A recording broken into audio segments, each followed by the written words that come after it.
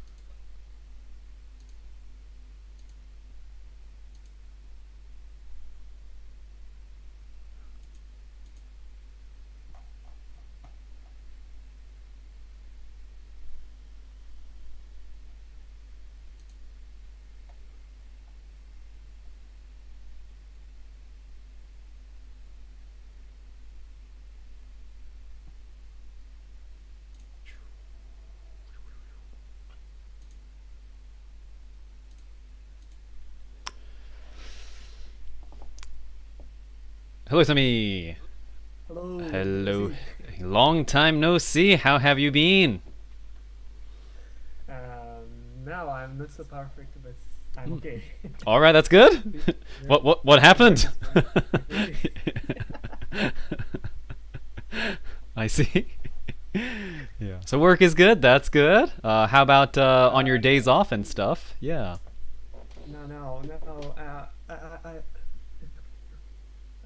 I am some member is launching a new project or develop components. Mhm. So I must connect the two devices Mhm. on a vehicle, Mhm. Mhm. and this my component is Mhm. bridge of the between two devices. So Mhm. uh, we must research and check the almost all the features in my devices, Mhm. Mhm. and every devices contacts um, contact my device, and my device the, will forward the Mhm. data Mhm. Mhm. after processing, and connect the two devices. So Mhm. uh, Mhm. the the amount of the specs or Mhm. amount of the specs to what we have to check is very Mhm. very a large amount of, so Mhm. Mhm. it's it's very, so component itself is not so Mhm. big, but Mhm. the uh, the spec is very Mhm. large. I see. All Yeah, right. So there's a lot of things to do. to Is do, that yeah, yes, yes, employee, I yeah. see. Oh my goodness. And I guess your section is quite an important part of the project, Yeah, very right? important. If this component is Yeah. dead, Uh-huh. the connection is cut off. So yeah, very Uh-oh. important. Yeah, then it would be useless. Yeah, Right. I see. All right. So that's work. So keeping you busy then. I see. I mean that's good to be yeah. busy. Time goes by quickly when those things happen. But yeah, how about on your days off? I mean, last time we had a lesson was like a month ago or something. Yeah. 'Cause I think yeah, I was a little busy or I had things going on. And then it was Yeah, Golden Week. we Yeah, right. Oh my goodness. Right. So yeah, what you do over Golden Week? I forgot the events Yeah. in Golden Week. Yeah, So it was like last year, uh, right? last year, yeah, yeah. But I joined Uh-huh. the uh, recital concert. Mm. That uh, that's my uh, my piano teacher Mm-hmm. uh, held Mm-hmm. an concert, Mm-hmm. and Mm. I joined them to play my viola Oh, and nice. the Mm. piano. Mm-hmm. Yeah, I played piano for the first time for Mm-hmm. these 2 years or 3 years or Oh, more, all and right.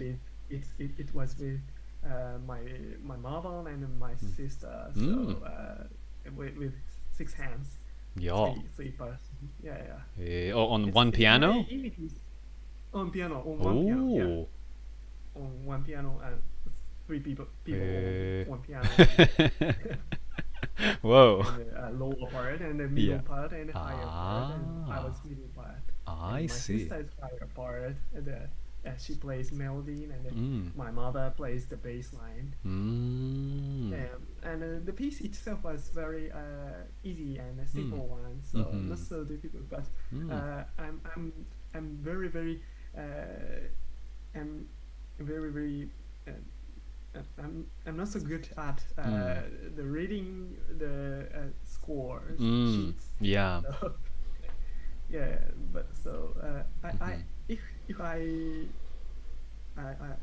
practice the piece, I can play the simple one, but Mm. it's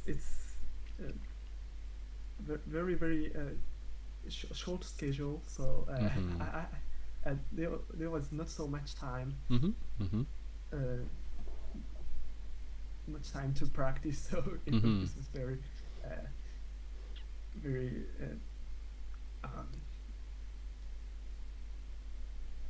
very dangerous in the practicing. I see. One day before the concert, and Right. almost break down, but Breakdown? Really? almost stopping playing, and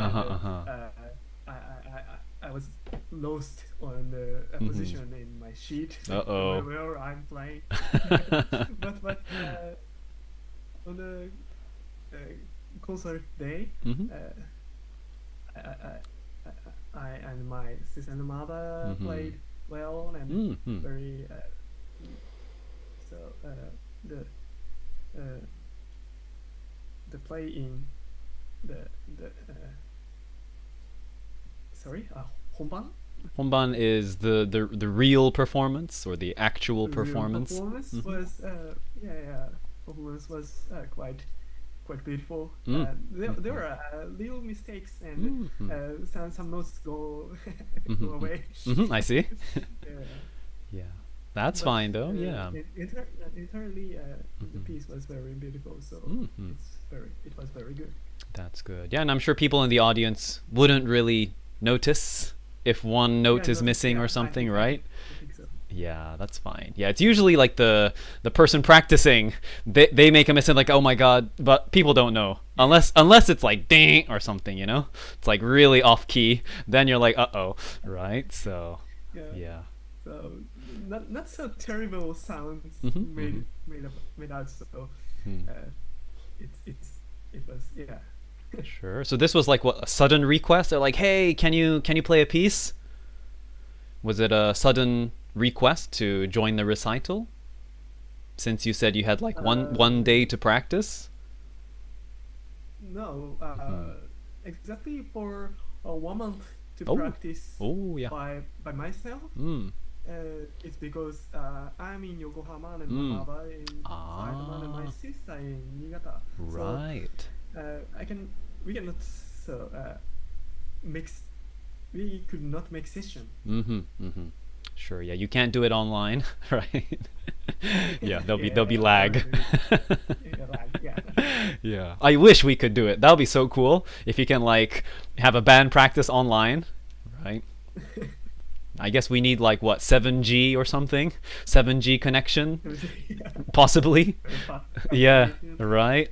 Yeah, I think that's what has to happen. But still there'll be a minor delay, so it might not sound perfect, but yeah. All right. So I guess that would be one of the what, 5? How many days did we have? 7 days of Golden Week? Was it 7? Because you went to work on Monday and Tuesday? Yeah, length, yeah. Yeah. It's 10 days. Oh yeah. Oh, okay. Yeah.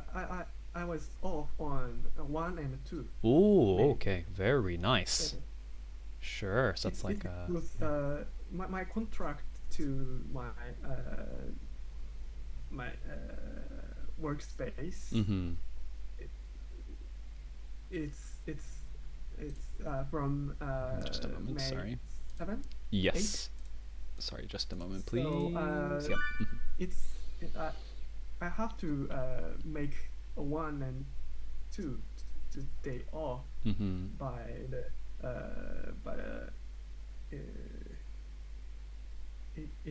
indication, no, 指示 like order?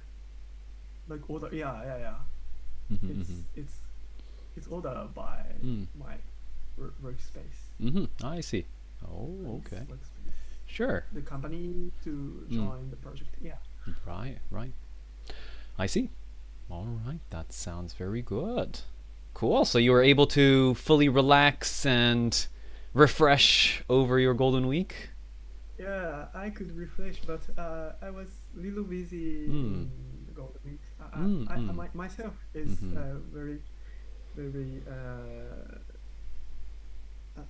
I'm happy if I'm day off on for 5 days or 6 days, but I have to join my concert on May 5th, and after that I went to Osaka and I joined my friend's marriage. Oh, okay. So you went to like a wedding ceremony? Yeah, wedding ceremony. That sounds fun. Yeah, it was very fun. It was very good time, but I'm not so powerful, and there's a very so I'm a little tired. That's many events of. Sure, yeah. I mean, going all the way to Osaka is a little bit exhausting, right? Just being on the train for like 2 or 3 hours can be tiring. Yeah. Right, I see. Yeah, and very hot in Osaka. It's very hot. Oh, really? Yeah. Oh, yeah. I mean, like today's really hot, right? Yeah, today's very hot. Yeah. It's like summer. It is. Yeah, it was crazy. Yeah, I went to my grandfather's grave today because it's his I don't know what Meinichi is in English, but it's the day he passed away. So I went there and it was so hot. Yeah, I was like sweating like crazy. So I guess summer is finally here. Yeah, but it's only May, right? Is this normal? Is it? Have we had 30 degrees in May before? Sorry? Have we had 30 degrees in May before? Before, yeah, in past years. I felt like June or July or yeah, the start of the summer. Yeah, definitely. It's on the yeah. Sorry. It's I don't feel like spring. Yeah, definitely not anymore. Yeah. Yeah, especially like Yokohama's 2 degrees cooler than Tokyo. So I went all the way to Zoshigaya, which is near Ikebukuro. And then as soon as we got out of the train station, I can feel like the heat from the concrete. Yeah, I was like, whoa. Right, Yokohama is a little breezy. You have the ocean, so it's a little bit better. Yeah, right. But yeah, pretty crazy stuff. Yeah, but we did have many cooler days, like last week. Right? It was like pretty cold actually. So maybe that's why, right? Yeah, if it goes down too much, it comes back up like charts, like a roller coaster. Exactly. Right, sine and co and tan type of stuff. Yeah. Right? Yeah, I see. Okay. So yeah, please ask me some questions too.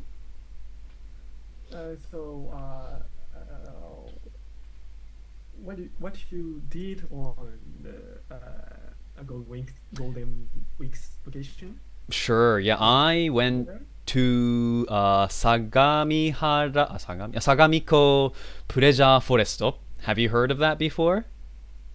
Sagamiko Pleasure Forest? Yes. I've never heard. Okay, so it's an amusement park that is near Hachioji. Right? It's in Sagamiko. Yeah. So from Hachioji Station, it's 7 minutes, I think.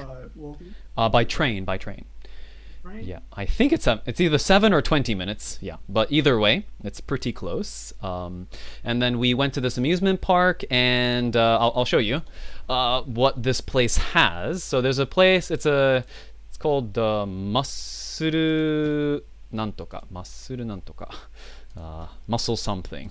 Just a moment, please. So let's go for 相模湖プレジャーフォレスト. So it's like a Sasuke-like thing. Yeah, I think it's this one. Okay, there you go. So we have this 絶叫じゃない. It's going to be this athletics. Okay, so it's called Muscle Monster. Basically, it's this. Oh, it's hard. Yeah, right? You're like really high up and you're on a harness. Okay. Oh Yeah, like this, right? But guess what? Guess what? It looks very joyful. Sure. Yeah. I mean, it's supposed to be fun. Yeah. Yeah. I like this kind of the escapes or doing in my video games or in the video PCs or in my childhood I went to going on step on the somewhere high in my home or in a park and so I'm not so good at the exercise but the going up or something like acrobatic is I love that kind of things so it looks very interesting or it looks very good. Yeah, it looks really fun. Yeah, very fun. Yeah, that sounds good. It looks fun, but I'm not so I'm not so confident that I will go through the course. I see.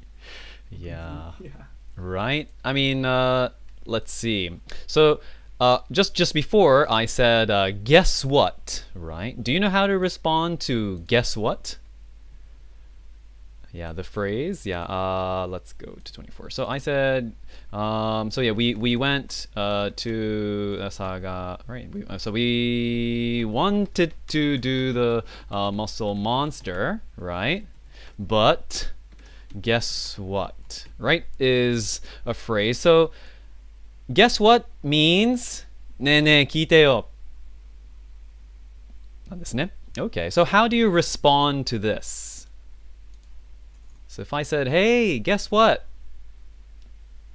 What's an appropriate response, do you think? Guess what? But guess what? Yeah, if someone said, ne, ne, ne, ne, ne, what would you say? You'd be like, nani? Right? So,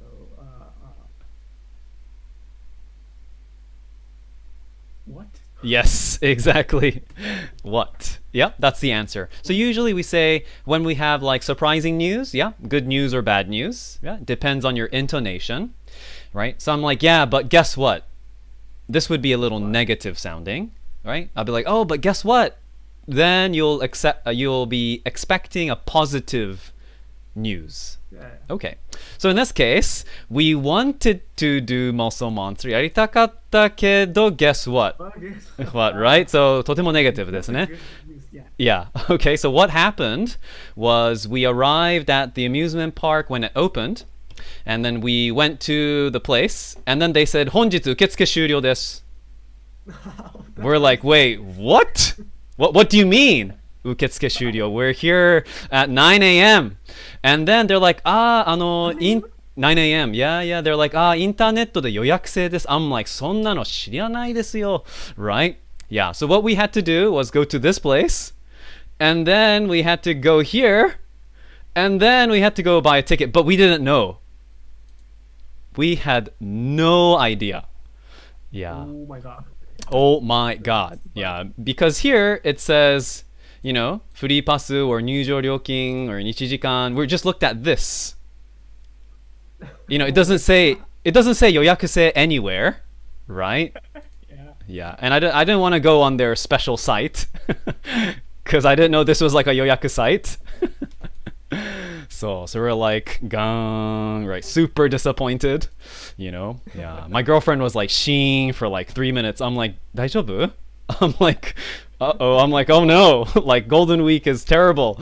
Yeah, but yeah. It's really like our spec sheet of my work. Oh really? There are very large amount of trap like this. Really? Yeah, traps everywhere, right? Make it simple, you know? What's up with this? Yeah, it's crazy. There should be like 予約制です or 予約した方がいいですよ somewhere, but nothing, you know? None of that stuff. Yeah. Yeah, right. Yeah, so instead, we went on this ride right over here, 大空天国. Yeah. And it was actually really, really good. Yeah, it was like amazing. Yeah, it was so good. We went on it twice. Yeah, but this place is actually Fuji-Q. It's like a Fuji-Q's other amusement park. Yeah, so that was very interesting. So that's why I guess they have these kind of zekkyo type of stuff. Okay, that was my Golden Week, and I went to Showa Kinen Koen. Have you been there before? I've heard of it, but I've never been there. Sure, yeah, that was my, I think, third time going there. But it was my first time going into the real park where you have to pay to enter. It's like 300 yen or something to enter, but it's really beautiful. There's like flowers everywhere. You can also rent a bike inside the park and ride around, because from one end of the park to the other end, if you walk, it takes 50 minutes. 50 minutes. Yeah, it's pretty big. For 4 kilometers. Yeah, something like that. It's like so big, so it's a great place to have a picnic or play soccer or whatever. Like the field is so big, it's wonderful. Yeah, okay. So if you ever want to go for a picnic, Showa Kinen Koen is the place to go. Yeah. Yeah, I would try. Yeah, definitely. I mean, Yoyogi's okay, but Showa Kinen Koen way better. You know, Shinjuku Gyoen is okay, but yeah. And Tachikawa is actually quite nice. I think they're doing a lot of like development, city development. So there's like new malls and new restaurants everywhere. So it's a very, very cool place. Yeah. On the other hand, Hachioji was like dead. Sorry? My friends is in, or was in Tachikawa, and they talked about there. Oh yeah. For many times, so I sure. would try. Right. Yeah. To go there. Right. I was like, yeah, it would be nice if we could like live in front of Showa Kinen Koen. Like that's how nice it was. Yeah. Showa Kinen Koen is also near Hachioji. Well, Tachika and Hachioji is I think like 10 minutes away by train. Okay. Yes. So, why do we? Yeah, oh yeah. Well, I mean, my girlfriend and I, we love going for picnics. So we go to like big parks, especially springtime. Yeah, this is like the best time to go. Yeah. All right. I see. Remember. Yes, please. Yeah, if you do go, let me know. Yeah. Okay. So, let's see. Yeah. Is there anything you wanted to talk about today, or you wanted to discuss today?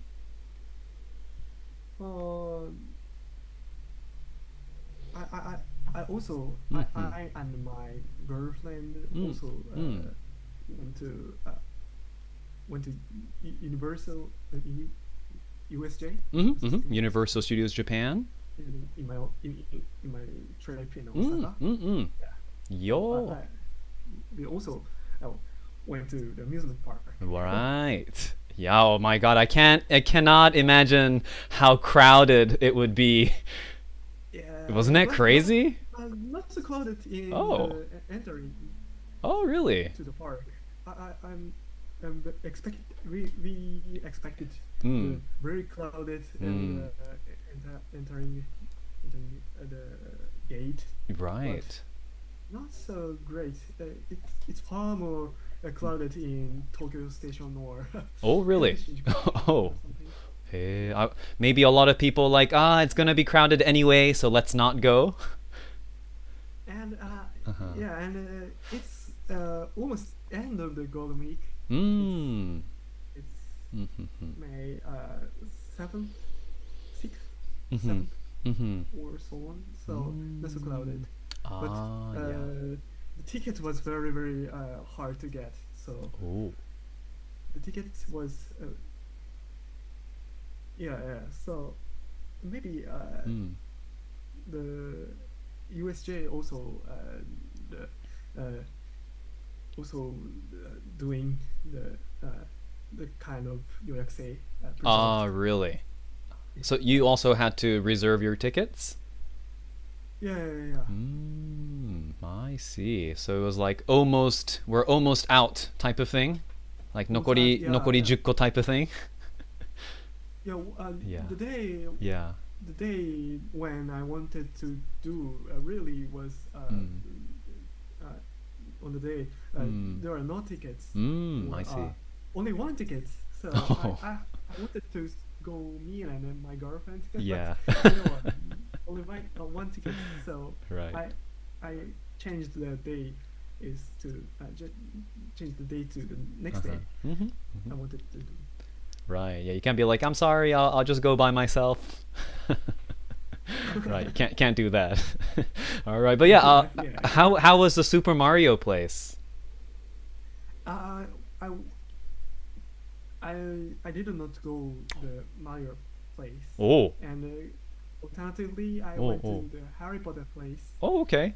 This is this is Hmm. trade-off. How come you didn't go to the Mario place? Was there like a reason?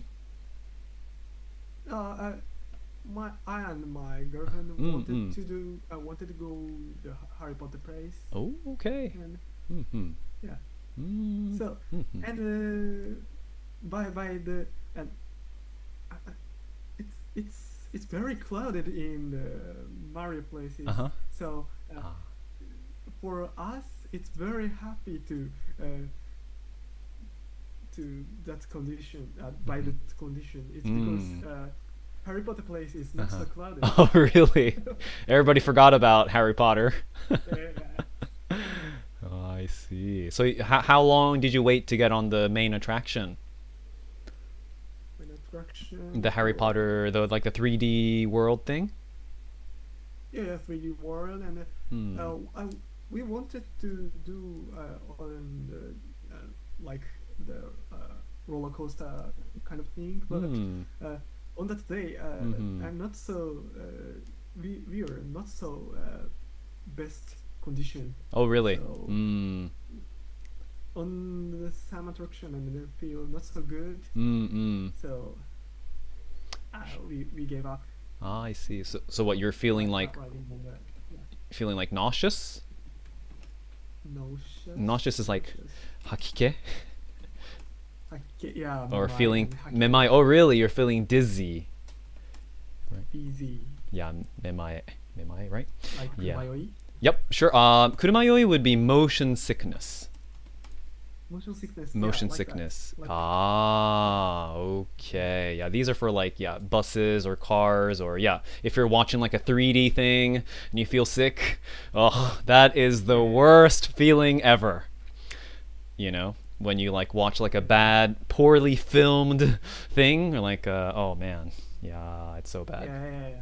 So it was very fun, but Mhm. a little sickness. Sure. Did you try beer butter after that? Yeah, make you feel more sick, I think. Yeah. Now, did you like it? Yeah. Oh, okay. It's Sure. Yeah, I felt like it looked more delicious on the Harry Potter movies. movies. Yeah, they drink it like it's like the best thing. Yeah. But beer butter was very.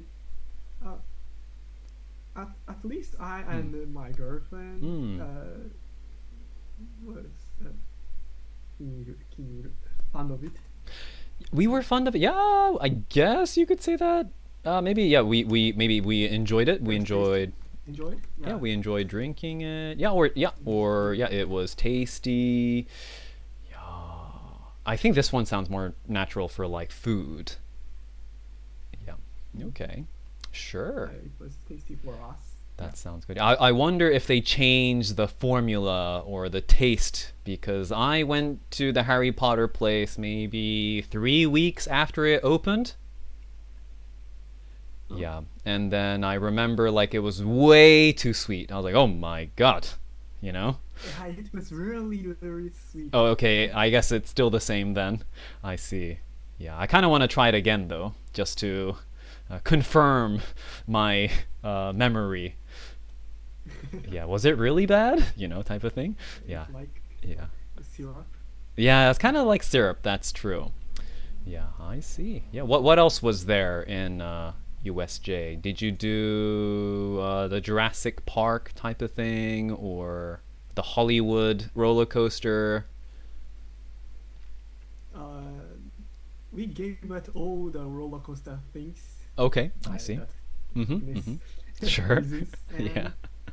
I I went to Spider-Man places. Oh, okay, yeah, because they're gonna discontinue Yeah. Spider-Man.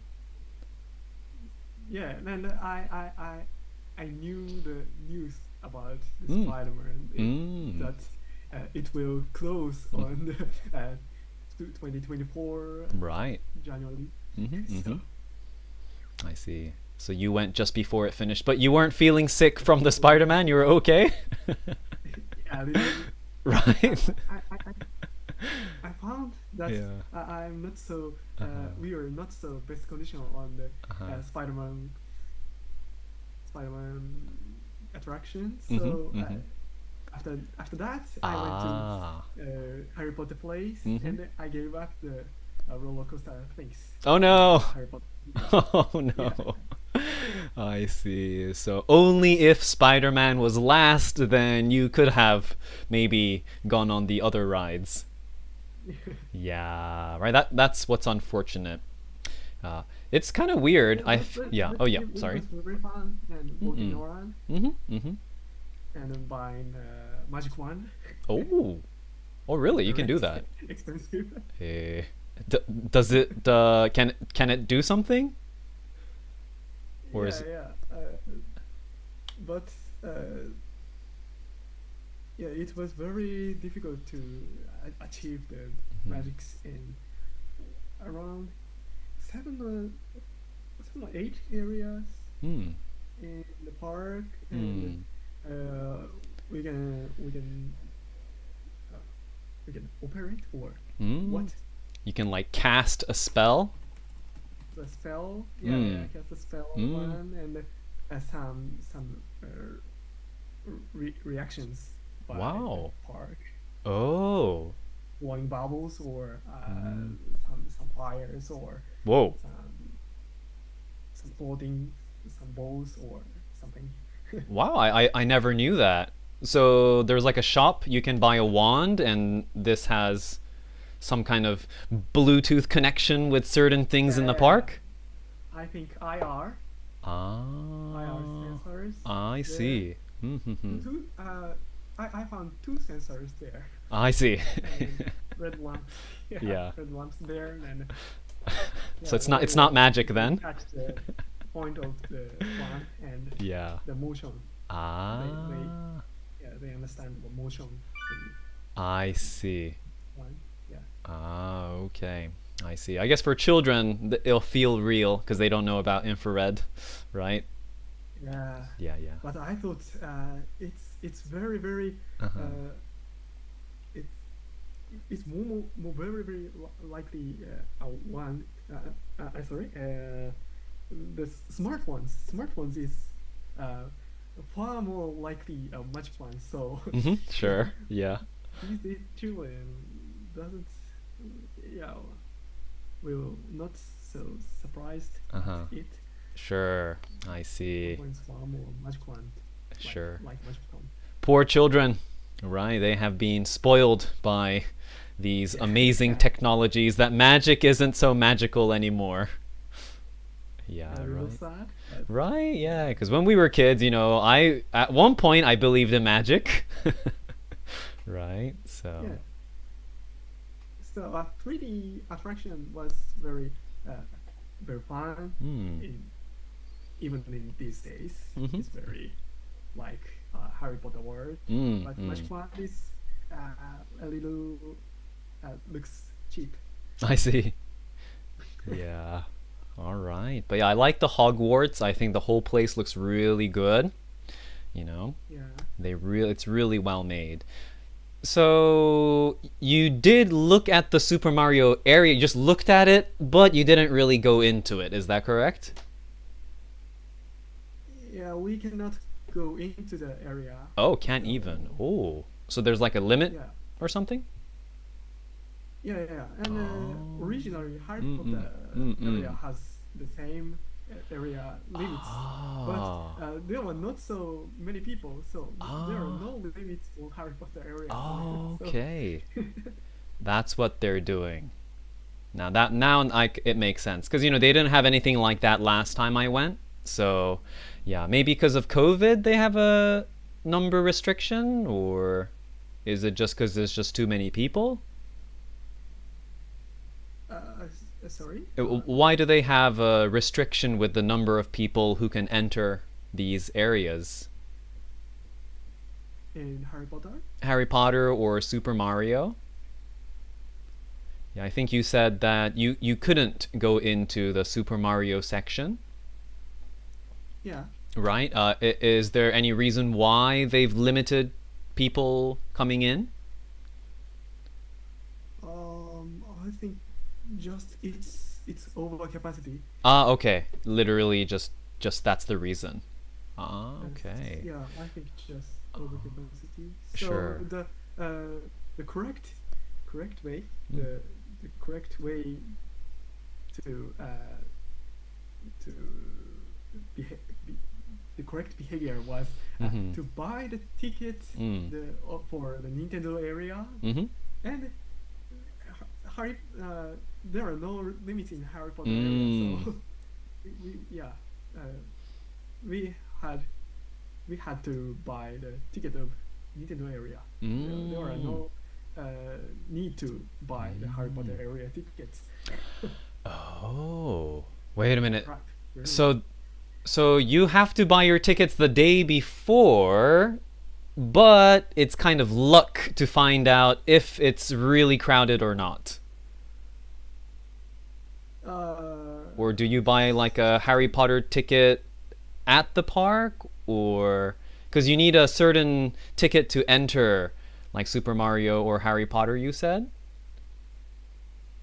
I don't know Mm-mm. the exact situation Mm-mm. in Mm-hmm. uh, but it's very popular in these days in Mm-hmm. the area. It's, we could I think we could expect uh, po- po- the it's popular in the Mm-hmm. area. It's because Mm.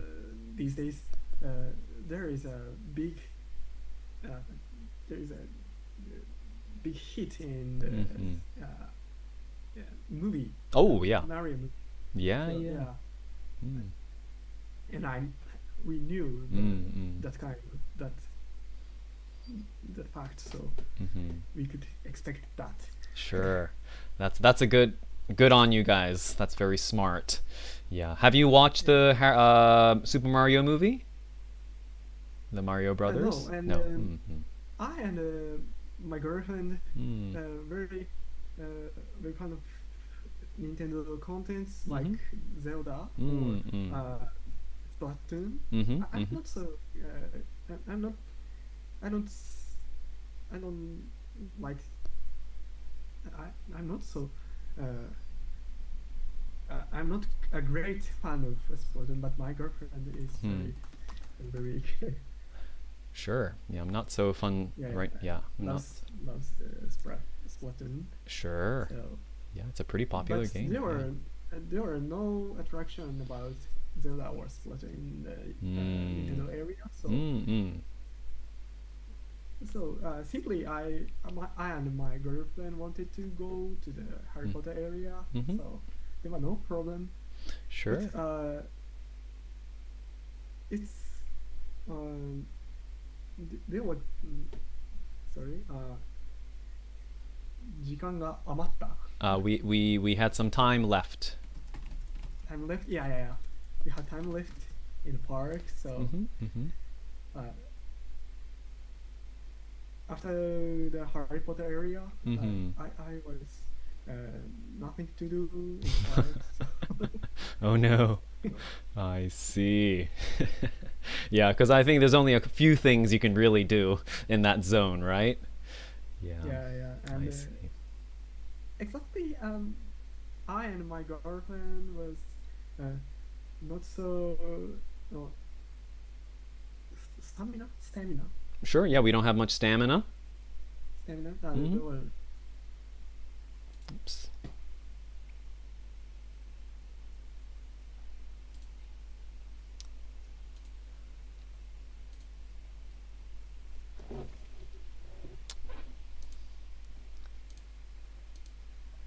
Sorry.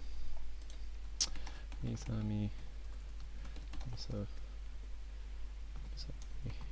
Call just cut, but I have another lesson coming up in a couple of minutes. Thank you so much.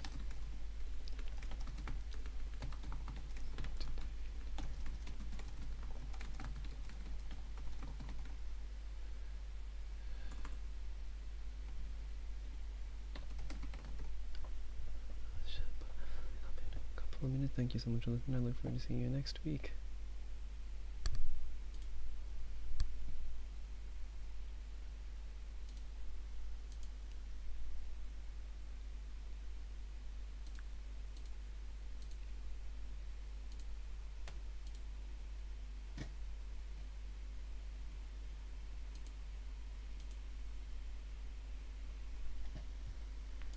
What just happened?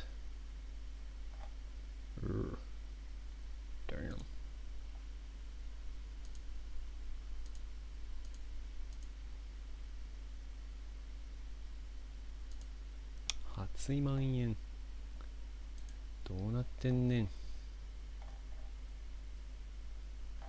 どうなってんねん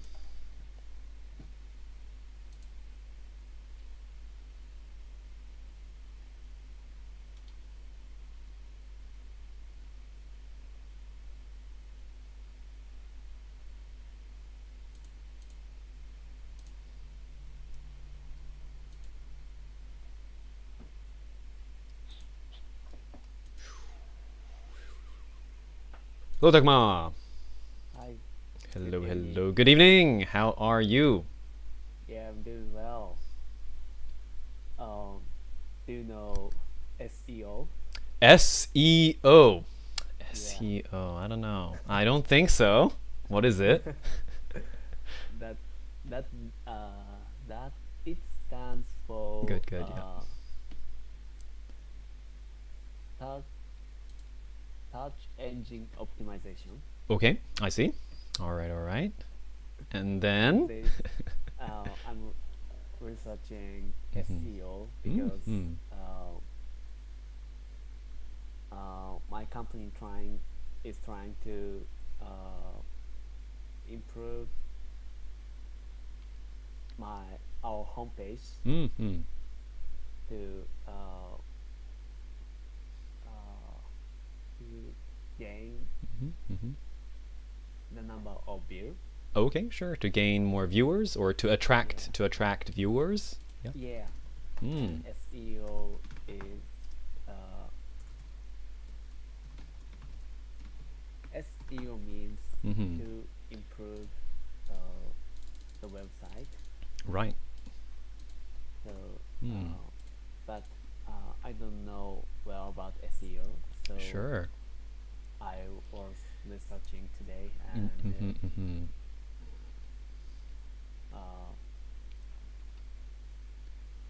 I was I was thinking about our website. Okay. Yeah. What are some problems with the website right now? Especially the service of our segment. Mm-hmm.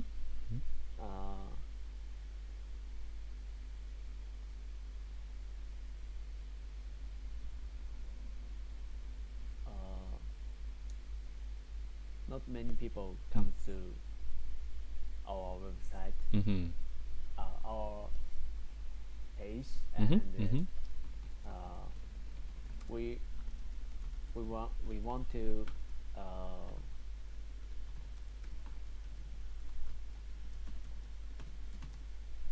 we want to change the number of project, Mm-hmm.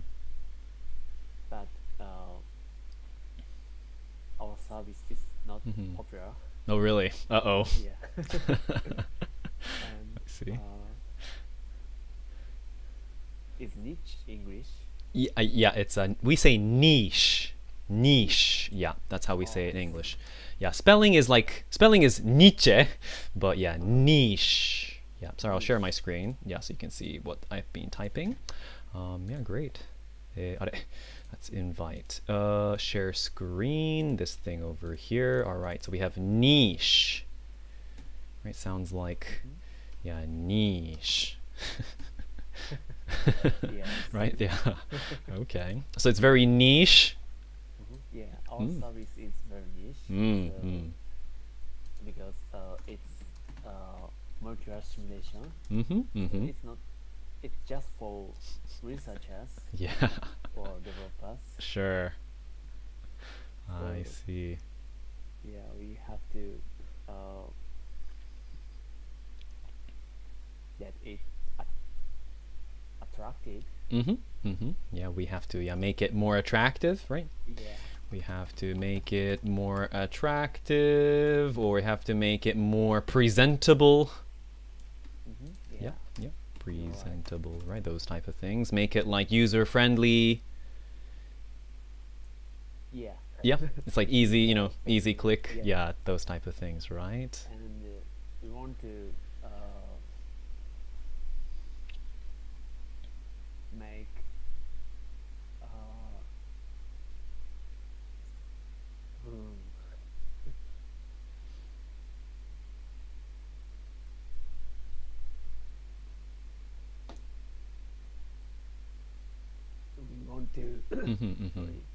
we want to our website ranking higher when the view of Google. Like the search results. Yes. Ooh, I see. So we want our website to maybe to appear higher on the search results, I think is what we want to say. Don't you have to pay Google to do that?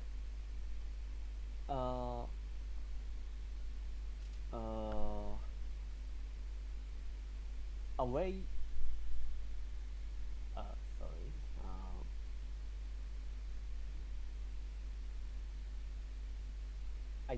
We don't have to pay money to Google, but we can do if we want to do advertisement on Google, we have to pay money to Google, but we just analyze our website and for example people who come to our website research the words that people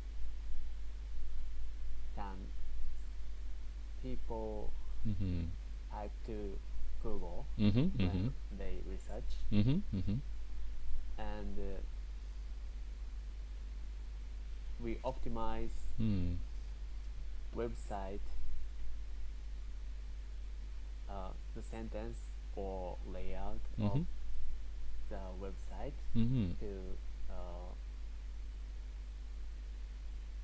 to get easier to hit on result. I see. Does it make sense? That does make sense. Yeah. All right. So that means if I click on the link, then that would boost your chance of it appearing higher in the search results. Oh, okay. Yeah. I could do that for you. Yeah. Just send me the link. I'll click on it every day from a different computer. I see. All right. Is this a difficult task, you think? Yes. Yeah. It is confusing Mm. and complex. Mm-hmm. So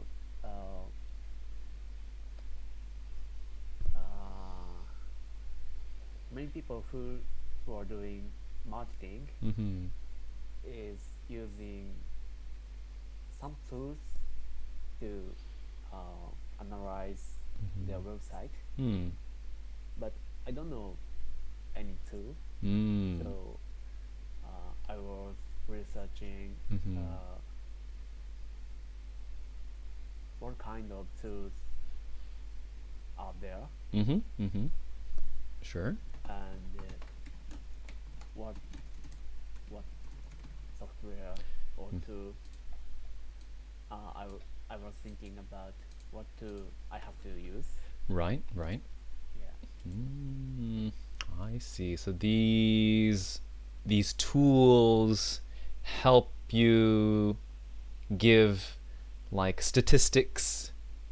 Yeah. I see. You're right. Ah, all right. Then you can, I guess, better plan what's necessary type of thing. Yes. Ah, Yeah. okay.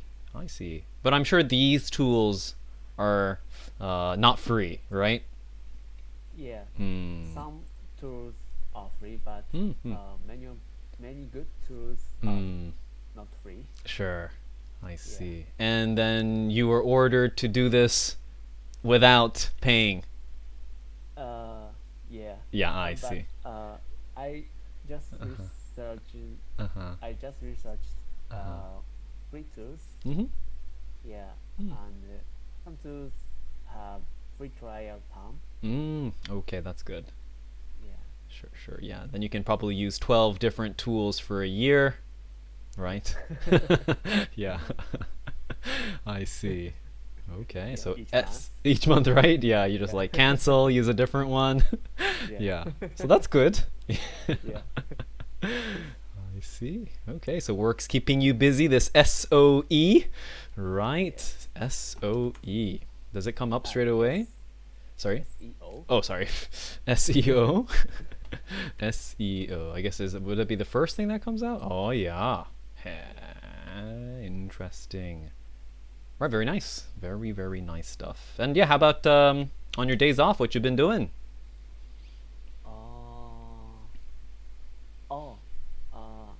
I did Legend of Zelda Oh, really? all day. Hey, Yeah. like a new game came out, right? Yes. Mm-hmm.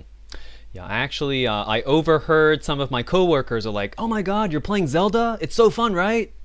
Yeah. Yeah. How is it? Yeah. It was so exciting. Really? What's so good about it?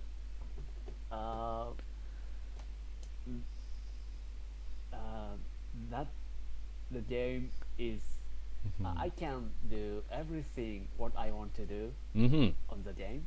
I see. For example, I can build a vehicle. Mm-hmm.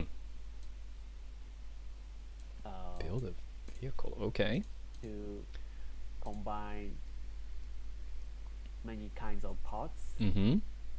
For example, plate and wheel Mm-hmm.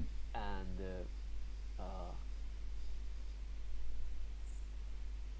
calculator Mm-hmm. to make wind. Oh. All right. And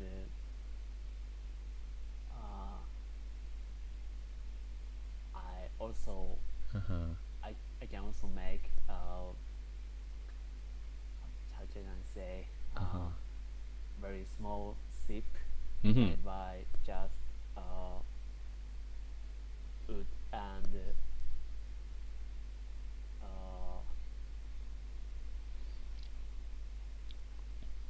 how can I say? Mm-hmm.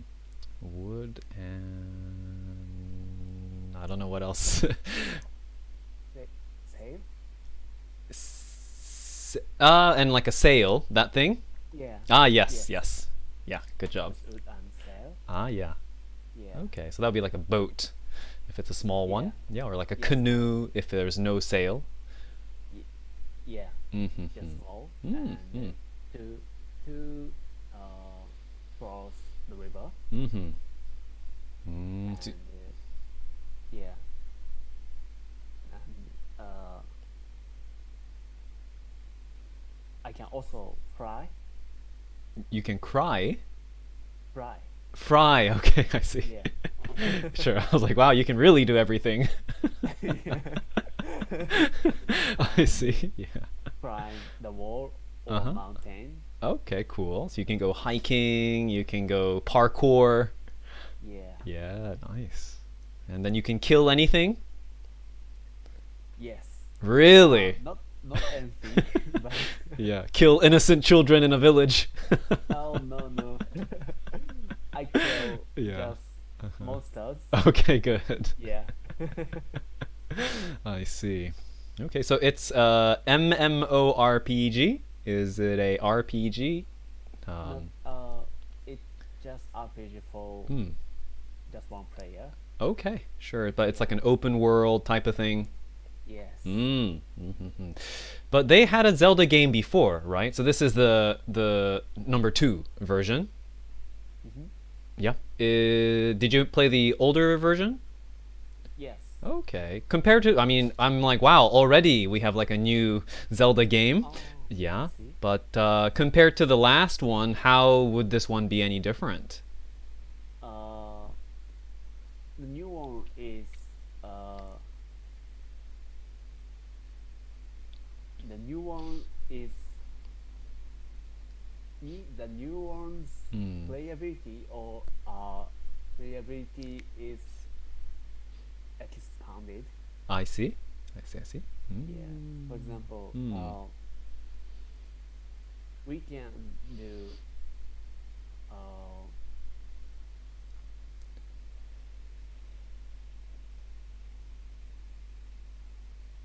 much more main things than the former one. Mm-hmm. All right. And so the system of the game Mm-hmm. is the same, Mm-hmm. but I can enjoy it much more. Great. I see. So it's more worth playing, right? In that Yes. case, I see. So you can really find what you enjoy and then Yeah. go for it.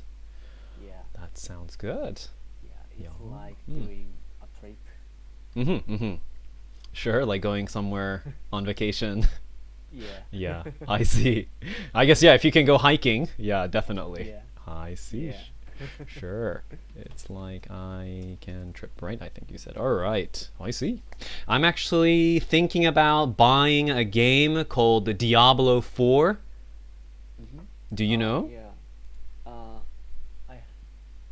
I know just the name. Sure, yeah. I think this is an MMORPG. Yeah, right? Yes. And it's going to come out on, I think, like the first week of June. Yeah, but I'm going to download it maybe a couple days afterwards. I'm going to go to my coworker's house and we're going to play together. Oh, Yeah. sounds good. Yeah, it's been a while since I played games, so I'm pretty pumped for it. Yeah. So it should be good. Yeah, hack and slash. Gonna kill these devils and evil creatures. Right. Because Diablo means the devil in Spanish. Uh-huh. Right. The goal of the game is to defeat the devil, right? Exactly. To defeat Diablo. Yeah. Yeah, but actually there's like stronger devils than Diablo. Yeah, so Diablo's not the actual biggest boss. Oh. Yeah, there's like a deeper hell demon. I'm like, oh, okay. I guess you can go as deep as you want down hell, right? And then just create like more scary monsters. Yeah, but it should be fun. Yeah, so that's what I'm going to be doing. All right. So that's good. Yeah, please ask me some questions too, though. Have you played Diablo 1, 2, and 3? Yes, I have. What is the difference with them to the new one? Well, number one was the first one, right? So that's where I think like PC gaming was starting to become popular. It was like early 2000s was Diablo 1. Diablo 2 was like super, super good. Probably because it was the first time that kind of game came out into the world, right? It was like the first time this genre was released. Number 3 was actually really bad. There wasn't, well, in the beginning, it was way too difficult. Like the gaming company Blizzard made it really hard. And it's so hard, you can't kill any monsters, so you can't get any items, so you can't get stronger. Oh, I see. It's pretty dumb. So, yeah. So that's what Diablo 3 was. So, fingers crossed, Diablo 4 will be better. So I don't really know, to be honest, if it's going to be good or not. Yeah. It's going to be a lottery again. Yeah, I'm just hoping that Blizzard, the company that makes the game, realizes it's a mistake, is what I hope for. Yeah. Yep. So I think that's the biggest difference. Yeah, I hope you can enjoy it. I hope so too. Oh my god, if I'm spending like $80 or something on a game, I do want it to be fun. Yeah. So that's what's up for me. Yeah.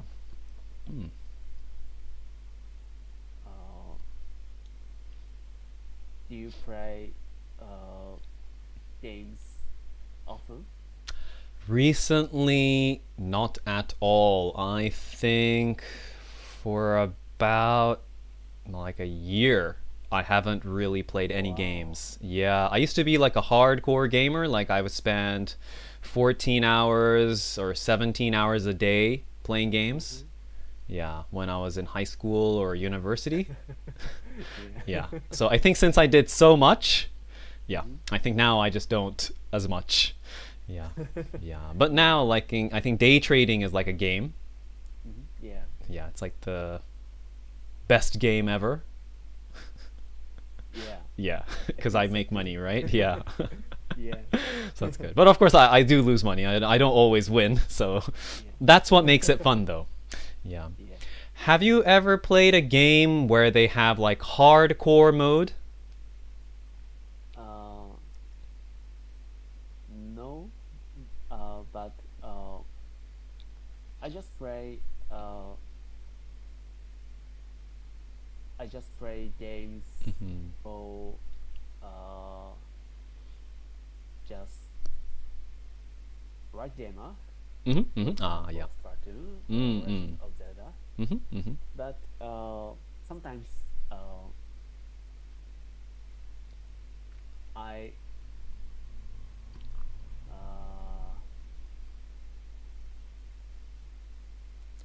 how can I say 熱中する? I'm like really into. Yeah, I see.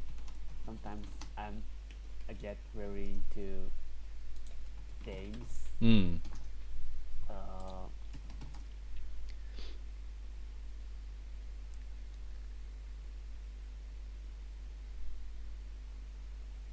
Enough to forget to eat something or drink water. Oh my goodness. Sleep. You forgot to sleep. Yeah. Oops. Last weekend, I stay up all night. Oh yeah. And, I just played Legend of Zelda. Yeah, I like that And, feeling. Yeah. So and on Saturday, Mhm. I had to go to Kyudojo uh, at evening. Yeah. So, but I stayed up uh, from the evening of Friday. Mhm. So I was so exhausted, Yeah. but I went to Kyudojo Mhm. and I was, how can I say, fura. I was like, I was walking. I was like swaying while I was walking, or my yeah. How would I say I was フラフラしてる? I was. Dizzy is like めまえみたいな感じですね. Yeah, I Yeah, see. I felt a little dizzy maybe. Yeah, I felt a little dizzy, or maybe I couldn't really walk straight. I think it's kind of like フラフラ. Yeah, I いや see. ーこういう感じですかね。これはもうちょっとめまえなのでなんかフラフラする感じですね。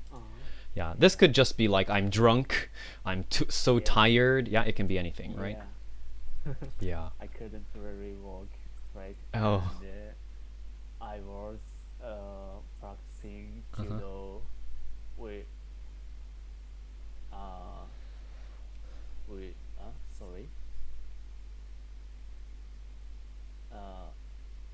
Yeah, I was practicing judo with being dizzy. Oh my goodness. Yeah. Were you how did you do? Were you able to hit the target? No, not at all. Really? Yeah. I see. Yeah, that was awful day. Yeah. It was not your day. Yeah. I see. Yeah, you're probably thinking about Zelda while you're right. Yeah. I can hit the target on Legend of Zelda. I couldn't hit the target in real world. Oh no. That's pretty funny though, yeah. Right? Yeah. Zelda never misses. Right. Yeah. Yeah. I see. All right, well that's good. It's nice that you would go out even though you're really tired. Most gamers, they're like, I'll just play Zelda. Right? Yakudojo is, it's too far type of thing. Yeah. Yeah, I see. All right. So, yeah, let's just like look through some of the things we talked about, and then I do want you to tell me another story. Okay, but you're speaking really well today, by the way. It's like really fast. I feel like you have less thinking time today. I think that's really good. Just wanted to let you know. Okay, so things. Yeah, we have low web traffic. Could be another way to express this, right? Or not many people view our website, right? Kind of the same thing. Yeah. Okay. And then yeah, this one. Yeah, so these two, or a lot of the ones I underlined, are either like preposition or word order. Okay. So I was researching what kind of tool are there. Are there is usually for gimon, right? Are there any is gimonbun, but this is not a gimonbun. So if it's not a gimonbun, what should we do? Yeah, we have to change. We have to do something with these two words.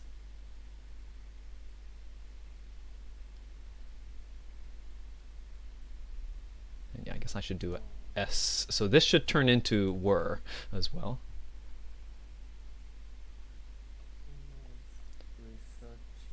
Yeah.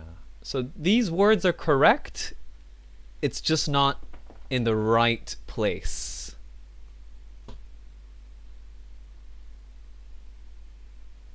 Yeah, I was researching what kind of tools there were, actually. Yeah, if it's gimon, were there nani nani? But there's a question mark. So gimon ではない場合は there were. あった. Yeah. Right? There were many people. Right. Okay, so それ何々がある only. Yeah. So that's something that's common here. And then the next one here, yeah, I can do everything what I want to do. Okay, so here there's one too many words. Which one should we remove? What? Yes, exactly. Right? Now it's just like two different sentences. I can do everything.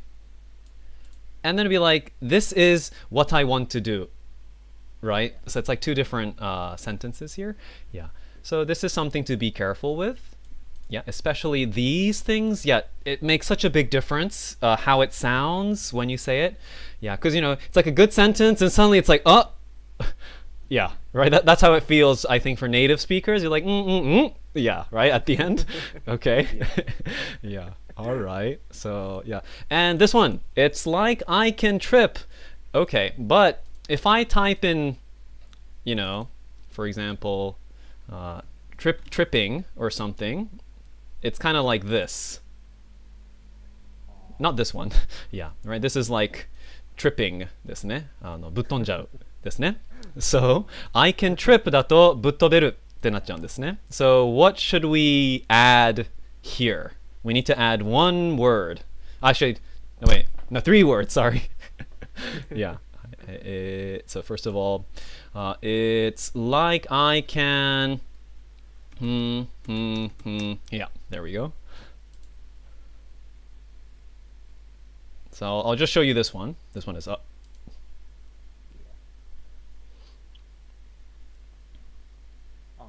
I can go for go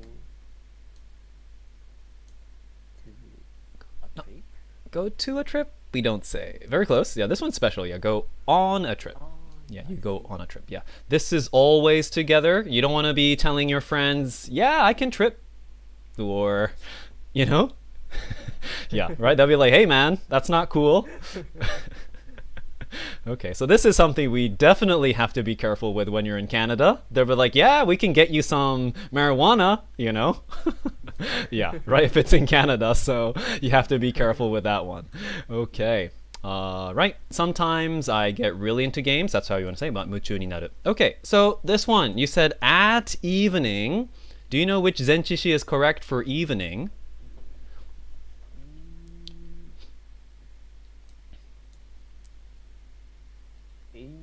Yes, it's actually in, and we always say the evening. Okay, so in the morning, right? In the afternoon, that's always the combination. When do you say at night? Yeah. This is correct. At night is okay. Yeah, so I think you can get mixed up, right, with these prepositions. All right. Yeah, so it's always in the evening. Okay, so that's a little bit of the things you were saying. All right, so yeah, I think these things especially, I do want you to make sure you can fix that, because it does make a big difference in your sentence. Yeah, since you're so good already in a lot of these things, yeah, let's try to fix these ones. Okay, so yeah, we do have about 10 more minutes, but yeah, we'll do a little overtime lesson. So try to tell me a story in about 5-7 minutes, and then I'll give you some feedback. Okay. All right, so yeah, please go ahead.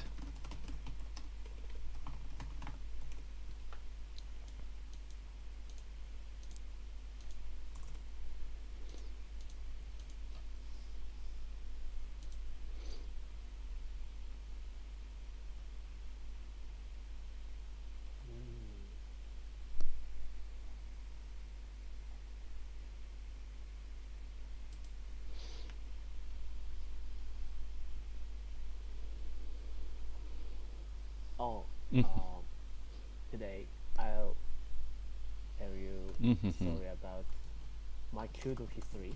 All right. Go for it.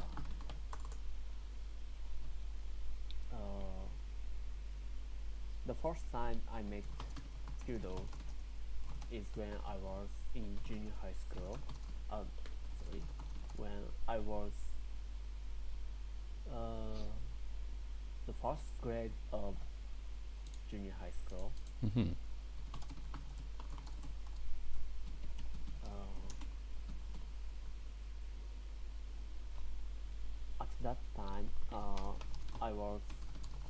wondering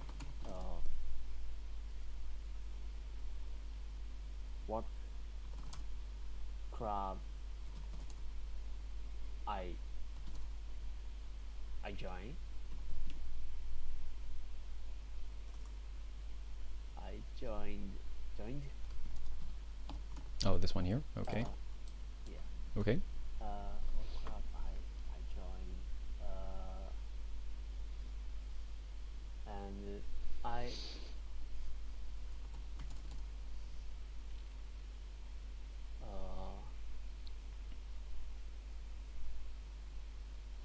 went to many clubs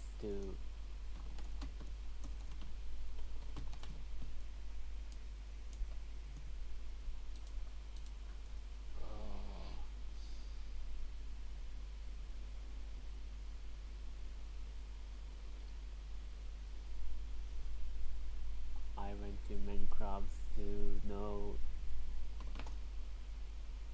their activities. For example, I went to soccer club or baseball club,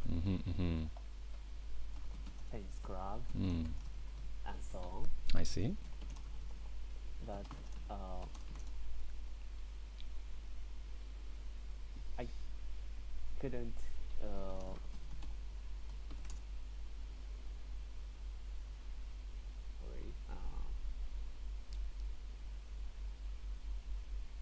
I didn't like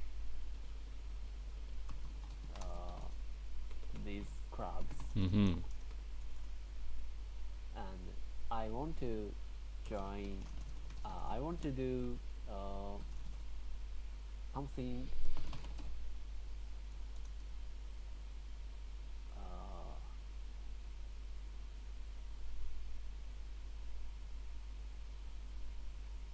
uncommon activities. I see. And then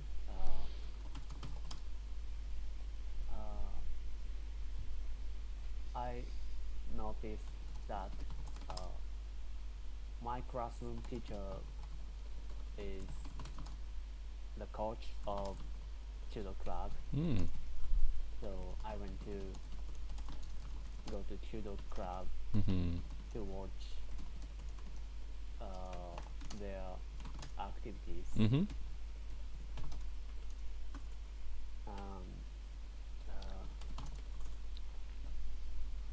When I first got into judo, the judo is very small and old, so it's not so attractive, but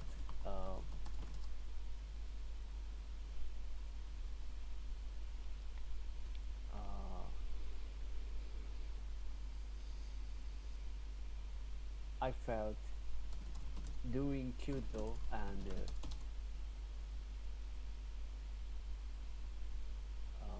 the atmosphere of judo is was so fantastic. So finally I decided to join judo club. And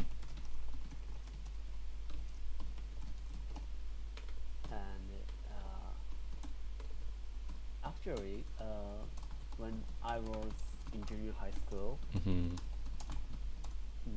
the coach couldn't the coach often absent from the club because he is busy to do extra class. Oh, okay, sure. How can I say 受験生? For students studying for an entrance exams? Yeah. It's kind of long in English, yeah, for students studying for entrance exams. Yeah, right. Literally, you can say, right? Okay, I see. Yeah. So I couldn't practice well.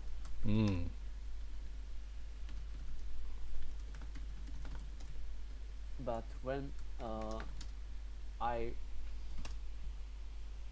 was the first grade of high school,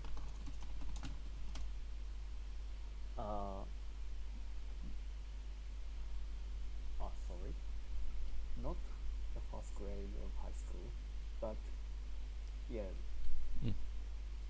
maybe so. The coach teacher was changed to another person, and he is not. He had no knowledge about judo, but he is very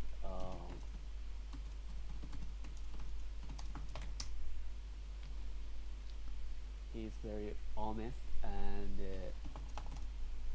how can I say, 熱心? Passionate. Yeah, I see. Passionate. So his coaching is very useful for me. And from that time, I got into judo much more. So, and after graduate high school, I made a judo circle at university, and after graduate university, I'm practicing judo even now. That's right. I guess I do judo, right? Even now. All right, that's it. Okay, so I'm gonna cut the call, and then I'll call you back, and then we'll look through, and then we'll finish for today. Okay, so I will BRB. All right.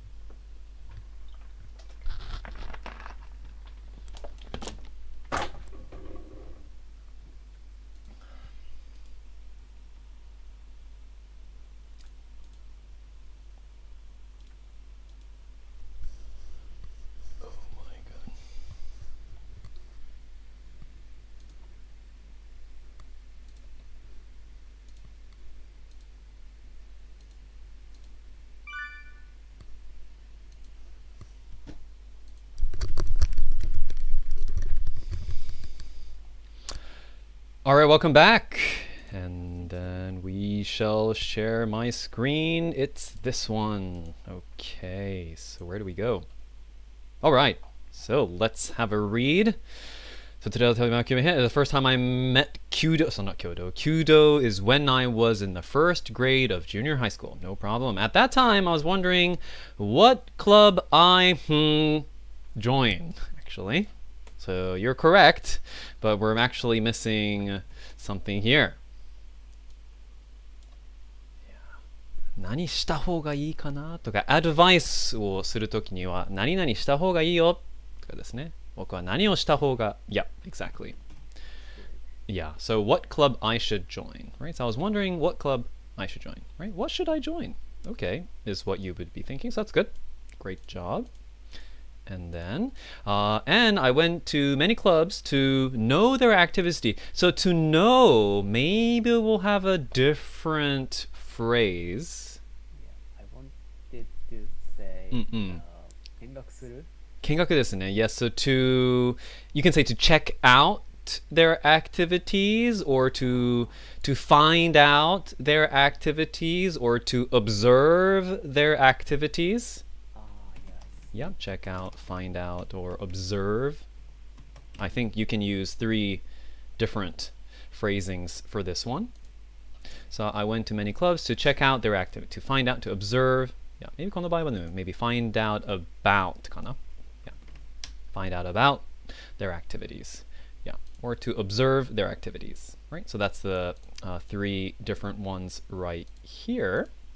For example, I went to, I think here we might have to say the soccer club or baseball club. Is it or is it and? And. Yeah. Probably and, right? Or it should be a comma. Yeah, I went to the soccer club, baseball club, tennis club, and so on. Yeah, right, then it sounds nice. But I didn't like these. In this case, I didn't like, I think it's those, because it's far away now. Oh, I didn't like those things in the past. Yeah, so this is close. But in this situation, since it's a far away in the past, I believe those sounds more appropriate. Right, and I want to do something uncommon activity. So this is kind of similar to the everything what I want to do type of thing. Yeah, so I want to do something, or I want to do uncommon activities. So something and an uncommon should be in like the same place. Yeah. Okay. So how can we change this to sound a little bit more natural? Yeah. Right, maybe I want to do something. Okay, sorry, yeah. It's probably one of these 2. An activity, or it is an, this is an adjective, right? Yeah. Yeah, but anyways, yeah, what do you think needs to change? I want, and yeah, also it should be kakoke as well, right? Yeah, I wanted to do something, or I wanted to do, yeah, I don't know, yeah, you tell me. I wanted to do some activities which is uncommon. Okay, that could be good too. Yeah. So I want to do some activities. Yep, activities. Yeah, which were uncommon. Which were uncommon. でも今でも uncommon ですね。弓道をやる人はそのいない, right? Okay, so which are uncommon. Yeah, I wanted to do some activities which are uncommon. And then I noticed that my classroom teacher, I think, yeah, was, yeah, right, these things, right, was the coach of Kyudo Club. So I went to go to.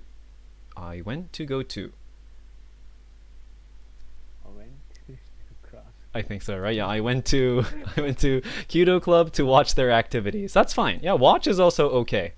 Yeah, that's good. Yeah, no problem, right?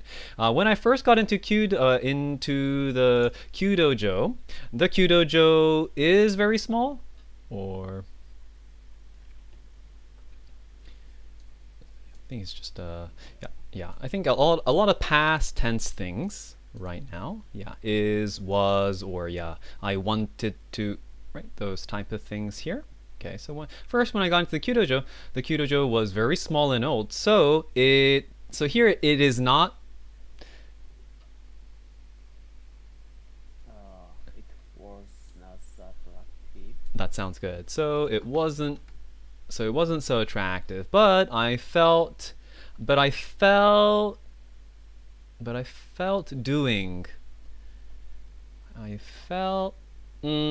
doing, yeah, I think,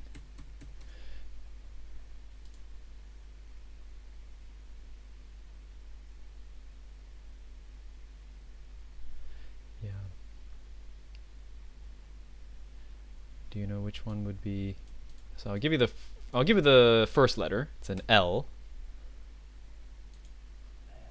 And then I'll give you the last letter, E, just to make it funky. Yeah, good. But I felt like doing Kyudo, right? そういう気持ちになった。そのような気持ちになった。So felt like doing something. But I felt like doing Kyudo, right? その時にはそういうように感じた。Right? I felt like doing something.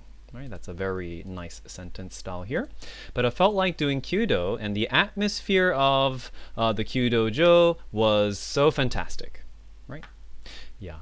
Yeah. I guess I would put this in brackets. Yeah. Was fantastic. I would just emphasize was fantastic. そしたらなんかsoをつけてるような感じですね。いや、そこはイントネーションでちょっとこのようにできるね。いや、なんか It's so fantastic そこまで言わないかもしれないですね。Yeah, yeah, it's fantastic, I would just say. Alright, so just put it in brackets right there. So, finally, I decided to join the Kyudo Club. Okay, and actually, when I was in junior high school, the coach was often absent from, right, so I think, yeah, the is and the was, I think, today. Yeah, from the thing. Was often absent from the club because he was busy to do extra class for students studying for their entrance exams. All right. So I couldn't practice well. Very good. But when I was the first grade, when I was the first grade of okay, so there's I think one word missing. In? Yes, good. Yeah, when I was in the first grade of high school, the coach. So here it's like the coach, right? Yeah, maybe the coach. The coach was changed. So the coach was changed to another person, and he had no knowledge of Kyudo, but he is very honest and passionate. So he was very honest and passionate. So his coaching was very useful for me, and from that time, I think it's from that time on. Yeah, from that time on, I think is from that time on. I think it's that phrase. Yeah. And then from that time on, I got into Kyudo much more, right? Very good. And after graduate high school, so there's something, you said it twice, after graduate, so we're missing something important. A word is missing its partner. Yeah, there's something missing. Graduating? Exactly, yes. It's missing its ing girlfriend or boyfriend. Okay. Yeah. Yes. Okay. So after graduating high school, I made a Kyudo circle. Yeah, circle is Japanese English. So you have to say I made a Kyudo club. Yeah, at my university. All right. So after graduating, so the same thing here, right? And after graduating university, I do Kyudo even now. So maybe, and after graduating university. Yeah, I do Kyudo even now. So after graduating high school, I still do Kyudo even now. I think, yeah, after graduating university, I still do Kyudo even now. Yeah. And that's it. Okay.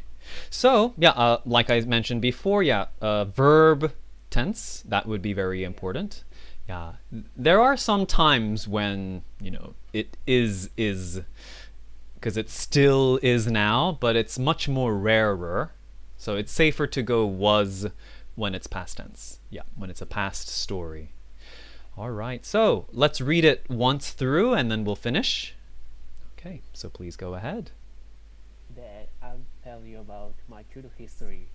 The first time I met Kyudo is when I was in the 4th grade of junior high school. At that time, I was wondering what club I should join, and I went to many clubs to check out their activities. For example, I went to the soccer club, baseball club, tennis club, and so on. But I didn't like those clubs, and I wanted to do something activities which are uncommon. And then I noticed that my classroom teacher was the coach of Kyudo club, so I went to Kyudo club to watch their activities. I want to do activities which were uncommon. Sorry about that. Yeah, I want to do activity. Yeah. Okay. When I first got into the Tudojo was very small and old, so it wasn't so attractive. But I felt like doing Tudo, and the atmosphere of Tudojo was fantastic. Yeah. So finally, I decided to join the Tudo club. And actually, when I was in junior high school, the coach was often absent from the club because he was busy to do extra class for students studying for their entrance exams. So I couldn't practice well.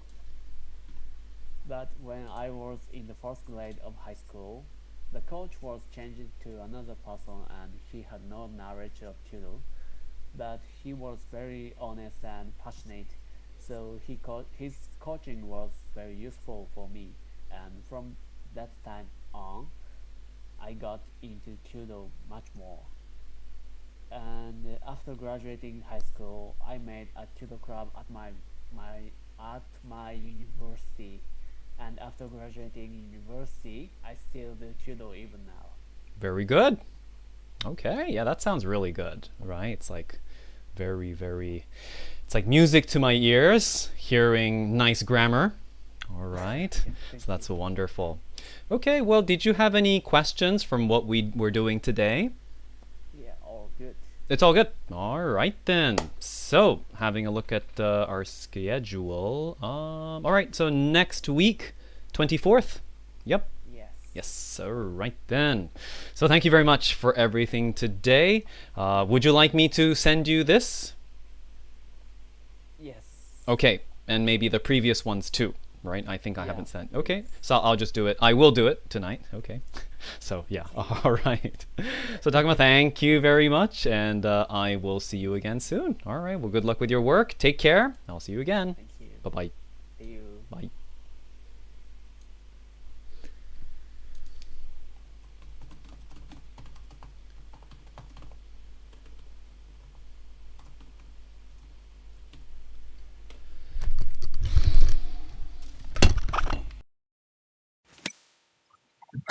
It's fucking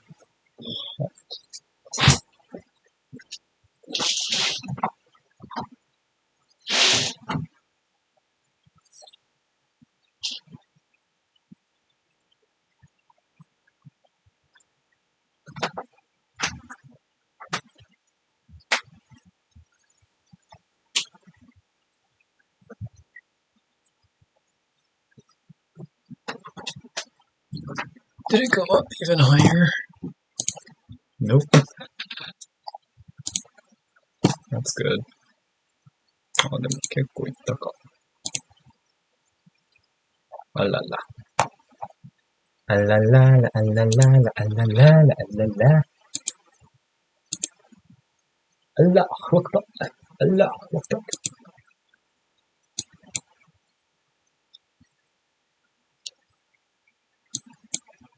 Allahu Akbar. Allahu Akbar.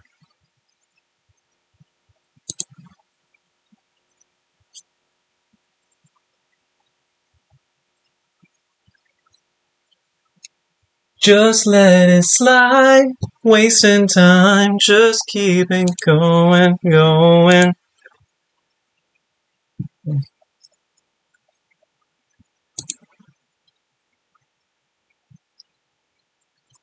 I'm sorry the call just cut, but I have another lesson coming up in a couple of minutes.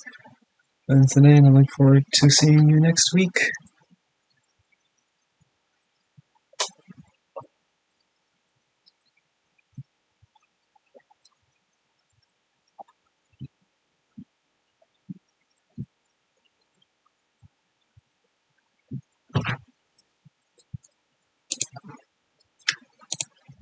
Dun dun dun.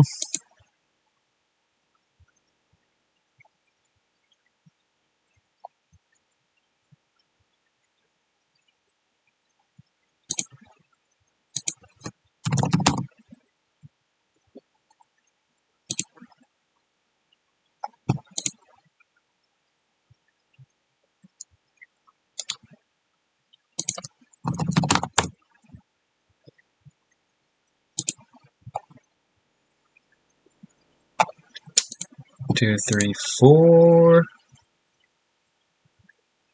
5.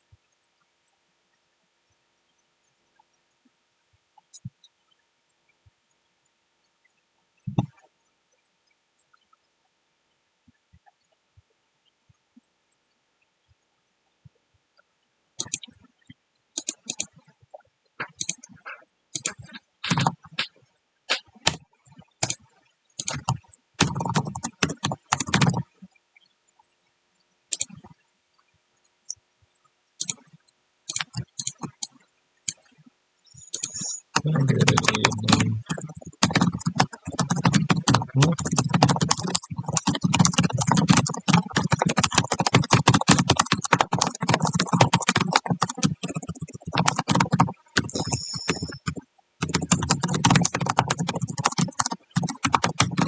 Today we started off by catching up. And you told me about Mexico and how it's not a challenge. Solution to web traffic. You also told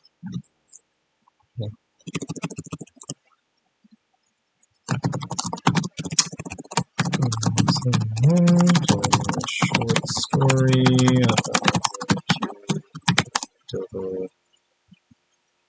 about how MBI started Kudo. We saw a few things we could improve on. For example, word order and past tense.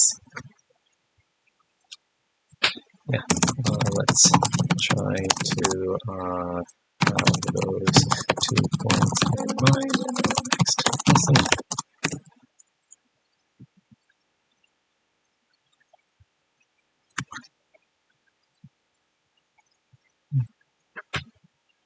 Yeah.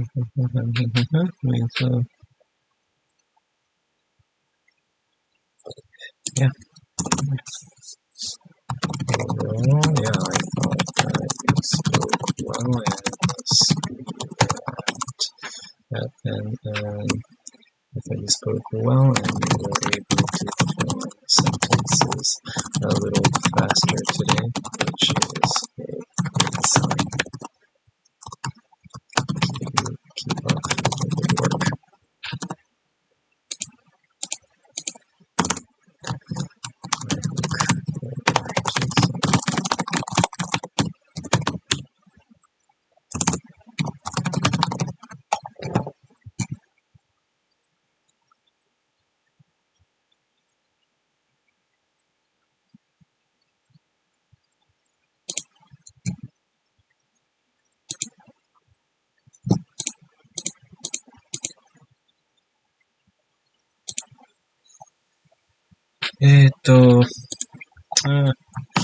Hello, Ayako-san.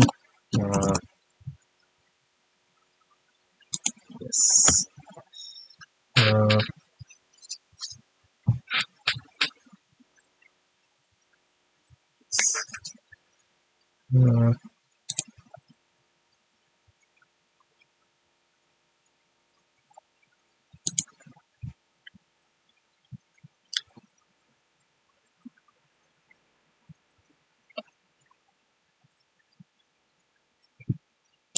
Ayako-san.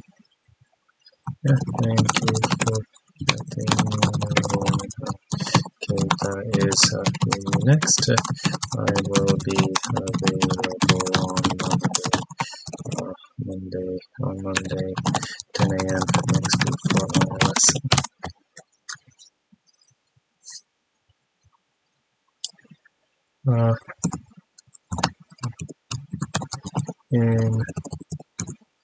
In May, I am available in the morning, available from 10 a.m. on Monday to Friday. However, in June, I will be available in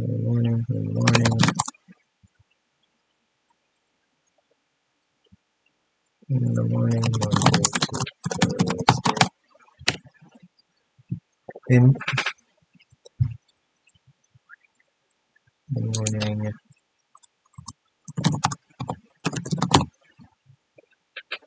In May, I'm available in the morning. In May, I'm available in the morning from 10 a.m.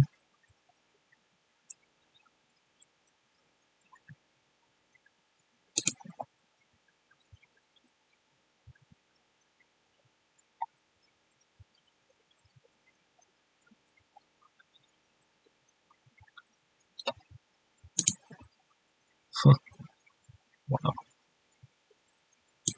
Smackdown.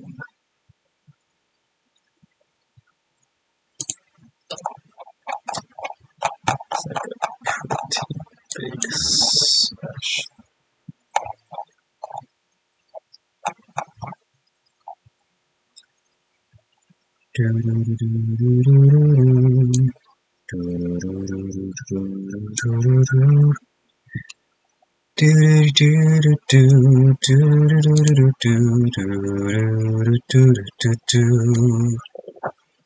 愛してるの響きだけで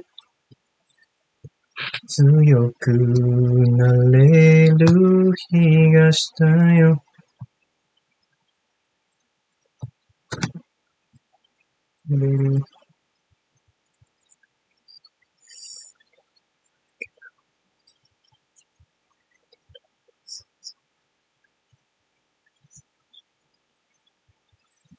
A little later.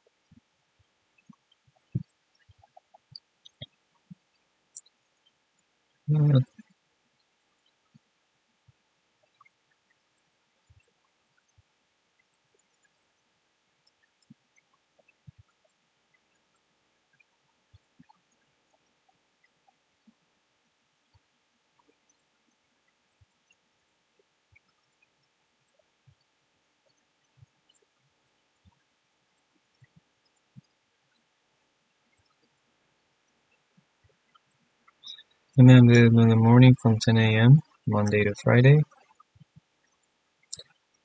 However, in June, I'll be available in the morning from 10 a.m. Monday to Thursday.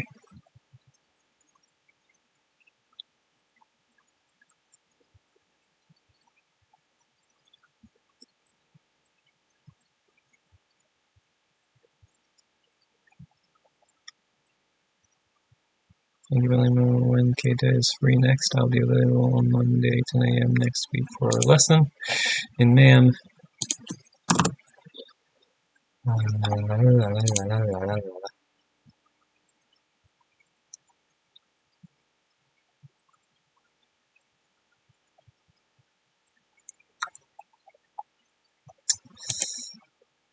Let me know when Keita is free next. I'll be available next week for a lesson in MAM. I'm available in the morning. No.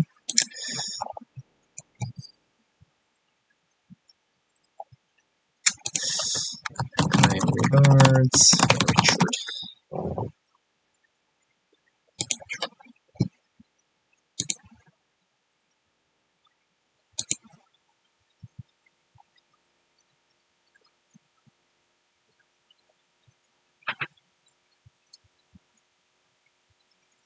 These lessons to strengthen the described situation, practice point counting in different situations. Like these articles, we also use the TOEIC textbook to look at different types of writing styles, read the text together and discuss the main ideas, do writing tasks related to the text, such as summarizing or answering questions.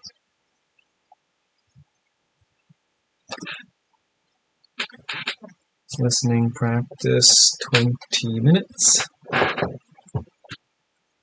Listening practice 20 minutes, listening to a short dialogue for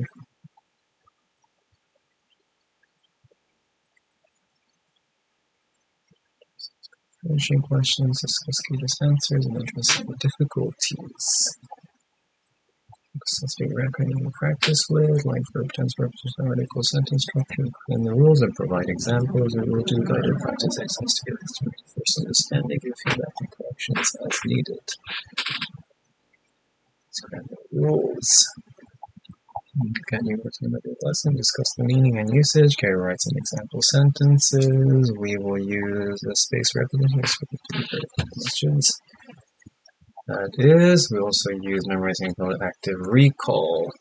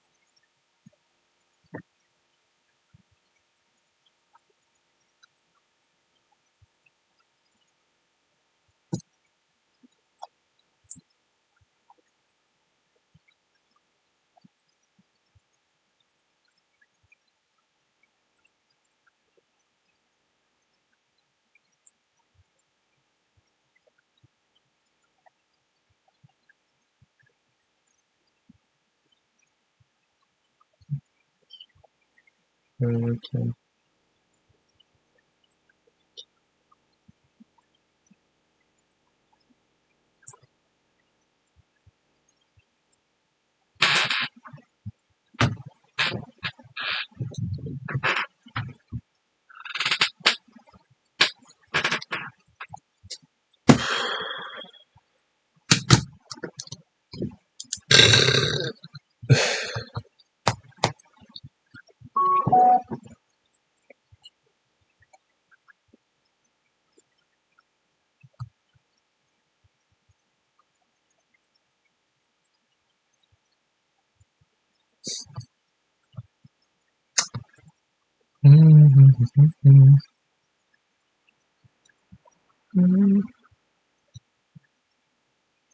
Down, retrace, continuation lower. It's not really seeing that much success. It's hit one of our projected zones at 1.08175. That's what we spoke about in the Patreon. And of course, if you haven't checked out the Patreon, you can go over there. And when you join the Patreon, you get access to the live trading videos that I do near enough every day. We've got the S&P, NASDAQ, Euro, and you can just sit and you'll get an insight into how I'm thinking, how I'm placing the trades, my logic, my psychology. I go to town on these. So if I do say a couple of things that are uncalled for, please do not be offended. Well, it's all love. You know what I mean.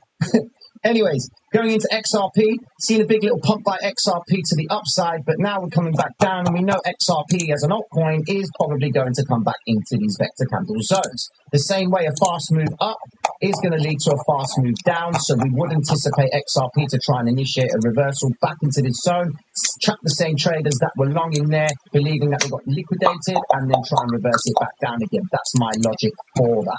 Okay, let me just quickly go over to dollar yen. Dollar yen still sticking to the bad boy. We've done that nicely. Dollar dominance trying to come up. S&P not really giving me anything. S&P's not really showing me much yet. It's just sideways price action. And if we go over to the VWAP itself, S&P is what you are seeing right now is doing a rotation. So what's a rotation? We'll go above the VWAP, come back down, above it, back down, above it, back down. Now they're above it. We're expecting them to try and bring it back down again. Okay, so just keep an eye out on the S&P. NASDAQ, the same story. Now NASDAQ is pulling back ever so slightly right now, and it's above the VWAP, and it keeps coming back to it to bounce away from it. So the logic would say that if they can't break from this zone, NASDAQ is getting ready to roll over and attack the regions to the downside.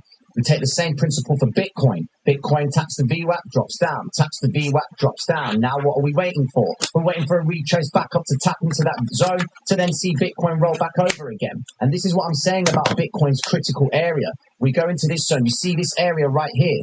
This is an important zone right now because they haven't managed to achieve a value area low. So there's not really any orders down here that they can go towards. So could this be the last area of support for Bitcoin before it continues back up until it then finds resistance at either the point of control, which we're paying attention to, and then of course the VWAP all the way up there at 26,840. But then if you notice, as we go higher and higher into the actual profile, it's dispersed. You've got no consistency. You haven't got anything like this, no curvature in the profile, because that curvature right there tells you that it's an even distribution of people agreeing with price at that point.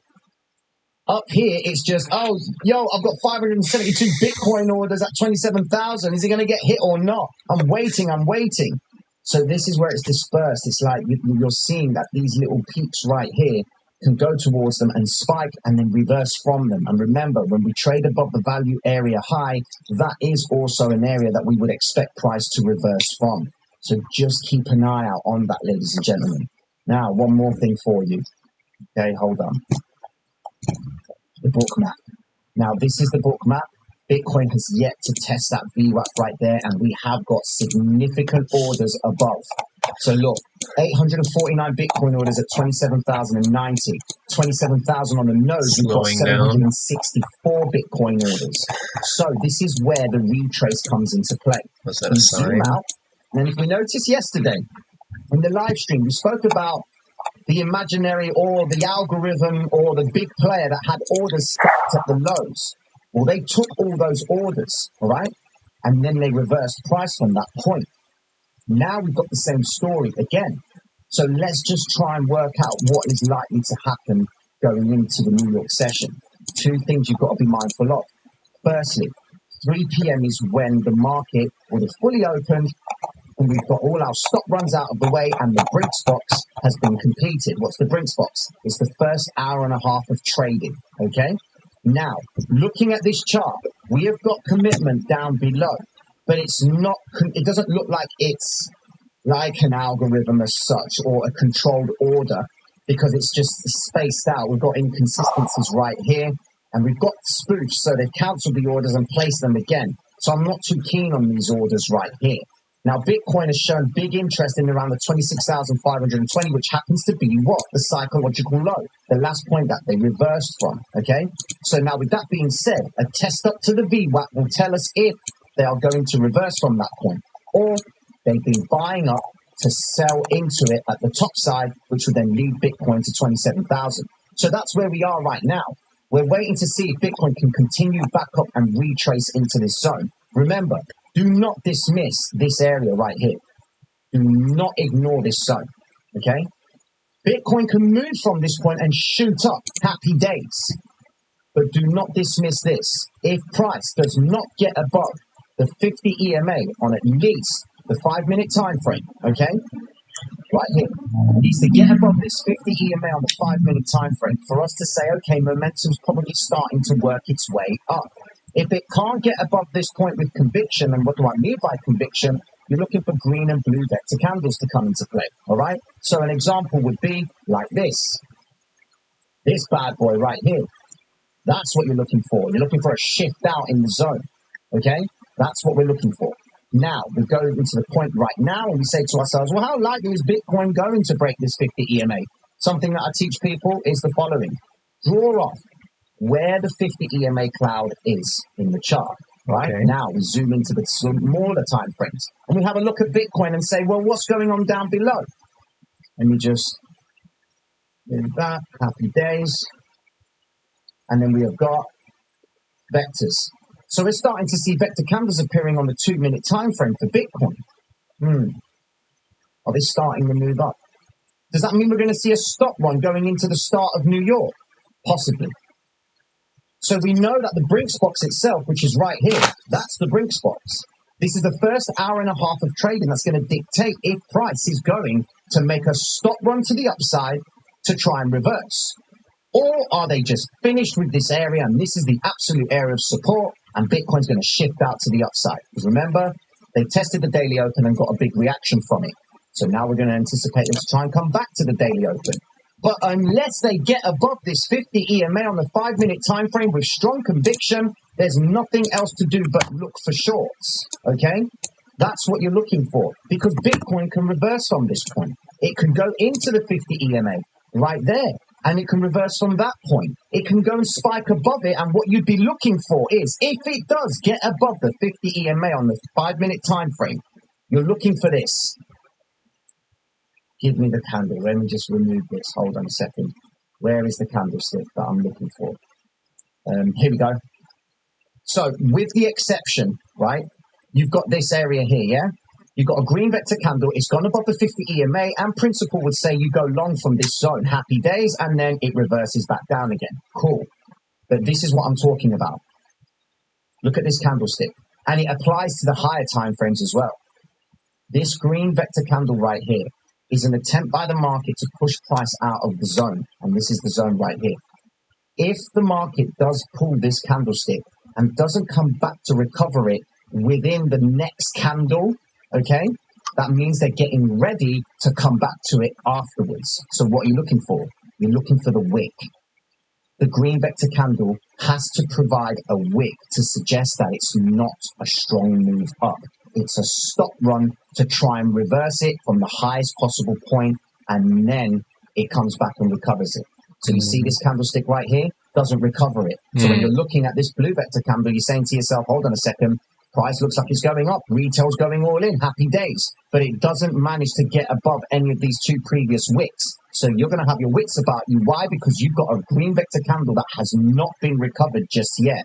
So just make sure that when they break above the 5-minute candle, 5-minute 50 EMA, you are seeing a strong push away from it. Nice strong close on the green vector like this, okay? Then wait for the second candle, which is this one right here, as a confirmation that they're not trying to just fully recover it. They might provide a wick and then try and reverse back up, look left to see if they've got any other vectors that they could trade into, and then you'll have your position. Go into the chart right now and then put that logic to the test in principle and say to yourself, okay, Bitcoin breaks up from this zone. I know I'm trading into this area here and this area here, okay? It's from these 2 points right here that Bitcoin in principle can reverse from. And that's something you've got to be careful of, okay? Can reverse from here. So if you do decide to run along from this zone, purely on the principle of a small W formation, what is going on here? I'm receiving a call, ladies and gentlemen. Stay there. Hello? I'm on the live.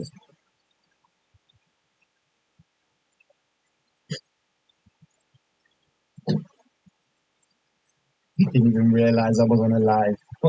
On that note, ladies and gentlemen, here we go. W formation, shifting out to the upside. These are the 2 points of resistance where the green vector candle could appear. Okay?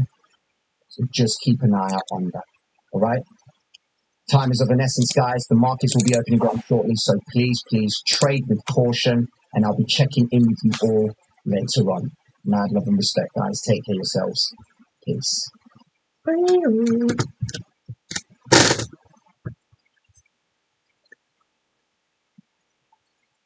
Welcome back to Cryptos R Us. I am George. We're all George.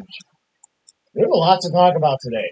Okay, big court case between SEC and Ripple. We got to talk about that.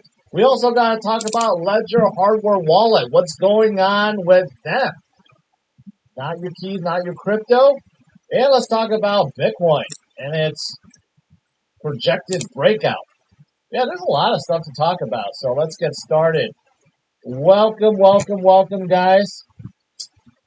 You know, the Lakers are not doing so hot right now, but as soon as I get off and watch them, it's going to be different. But right now, Bitcoin is at 27.1. So still hanging in there. Bitcoin not moving a whole lot, right? But you know what? Biden, McCarthy, hopeful out of that debt ceiling deal, right? There are a lot of talks about the debt ceiling and debt ceiling crisis, right? When is it going to end, right? I'm even sick of talking about it, but look at this. Look at this. The Treasury's balance sheet, 87 billion a day ago, now down to 52 billion. So the U.S. Treasury is about to run out of money. That's no good at all. So that is why the debt ceiling needs to be raised, so that the U.S. can print more money. That's what it comes down to. It's almost at zero, guys. It's almost at zero. So this is not a good situation, which is why the U.S. market, stock market, crypto market kind of stands still. But, you know, you just don't know. Right? Well, I kind of know. They're going to resolve it, right? They're not going to risk throwing the U.S. economy into Armageddon. But with that said, you know, inflation and endless printing, it never ends well, right? Look at Venezuela. As bad as it is in Venezuela, they have declared they're not going to use the U.S. dollar anymore. They're getting off the USD. This is after hearing Argentina, when they're doing trade, right, they're actually paying for things in yuan. So now you got another country in Latin America that's talking about, well, no, they have declared they're getting off the dollar. What's going on with that, right? See, this is why, as a country, you got to be responsible with your money.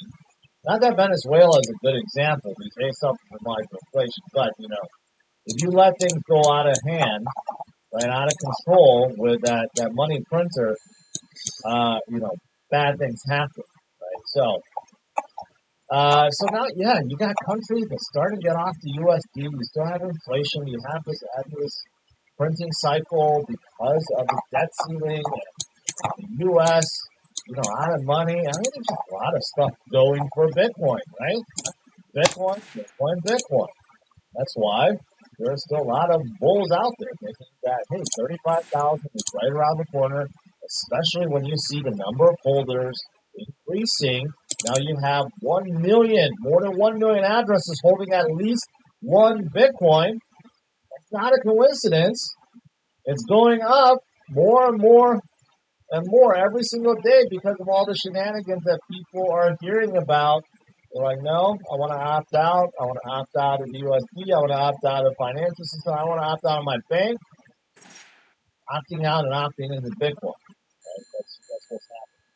And currently, if you look at where Bitcoin is right now, and you look at, well, what happened in 2017, 2018, 2020, pretty similar, coming off the top, right?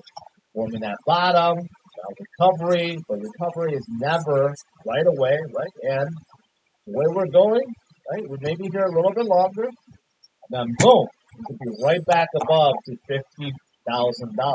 And then maybe retrace a little bit afterwards. Okay, but looking pretty similar. But of course, long term, Kathy Wood, ARK Invest, I think this is barely scratching the surface. By 2030, Bitcoin's worst case scenario, according to ARK Invest, is $258,500. That's absolute worst case scenario. But let's say neutral, just a base case. Bitcoin should be at $682,800. Think about it. That's middle ground. And in the best case scenario, bull case, 1.5 million for each Bitcoin. We're talking about 2030. Okay, we're not talking about like 2130. We're not talking about over 100 years. This is just within 7 years. According to ARK Invest, the worst case scenario in 7 years, Bitcoin is going to be at $250,000. The best case scenario, 1.5 million. And that's because they believe Bitcoin is going to suck up liquidity from all these other assets, like corporate treasuries, or nation-state treasuries, or institutional investments, or digital gold. I mean, there's just a lot to pull from, right?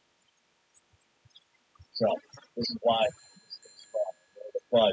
There's a lot of FUD short term, but long term, this is where we are heading. Looking good. Looking pretty good. Now, what about some of these other news? Okay, I know. Let's talk about the SEC news. SEC, you know, they're having a rough patch right now. Okay, Gary, not having so much fun right now. Just yesterday, they responded to Coinbase saying Coinbase's request should be denied, even though the courts already ruled, hey, you better give them an answer. You have 10 days to do so, and I don't know how many days they have left.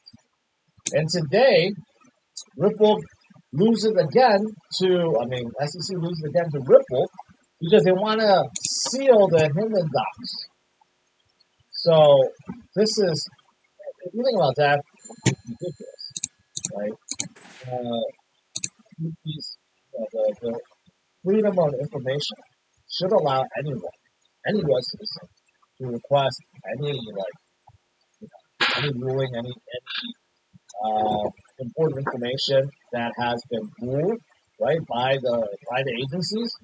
So when you have a prior director of the SEC and he made comments like, hey, Ethereum's not a security, right? People should be able to see that. People should be able to say, okay, this is what he said. And other projects should be able to see it too and use that as a defense against the SEC. But, you know, the SEC doesn't want that. Gary doesn't want that. That's why Gary has been trying to seal these documents forever. Not only sealing them from Ripple, which they have lost, and Ripple finally got their hands on it, but then afterwards, SEC's like, no, you know, we got to seal it from everyone else. So no one else can use the testimonies and everything else that came out from this prior director. And the court's like, no, you can't do that. Everyone should be able to see it, right? That's pretty important. It's not like, you know, it's not like a state secret, right? It's not national security. I get it. You know, there may be some things that need to be redacted if it's national security.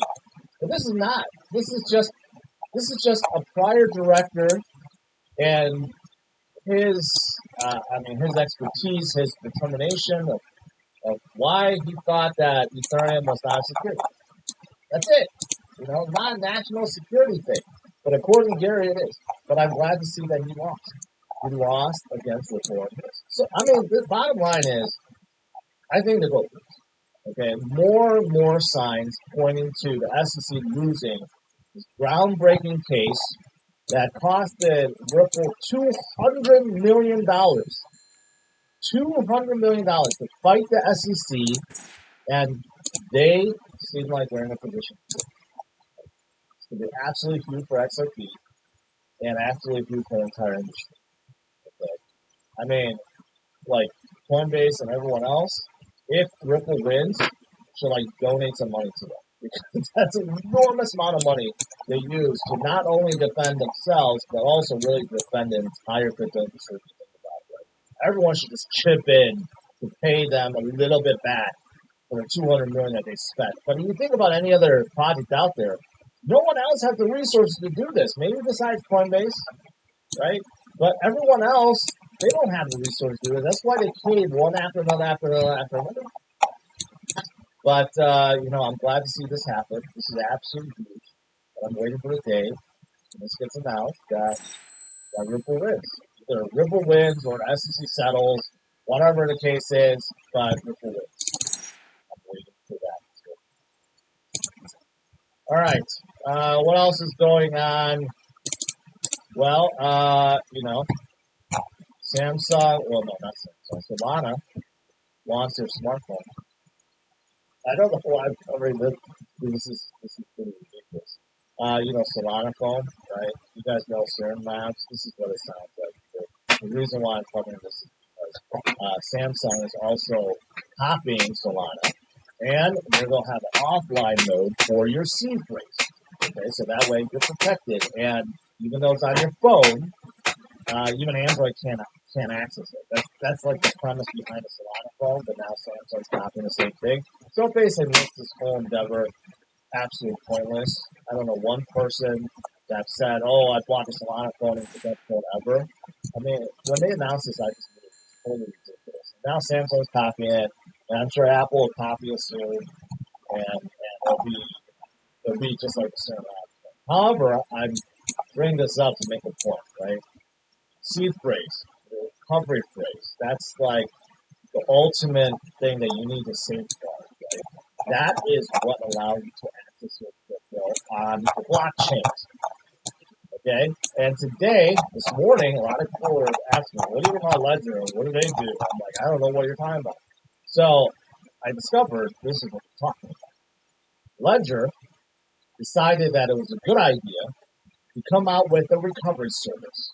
Okay? So with their Nano X, so as far as I know, this is only available on Nano X's, not X's.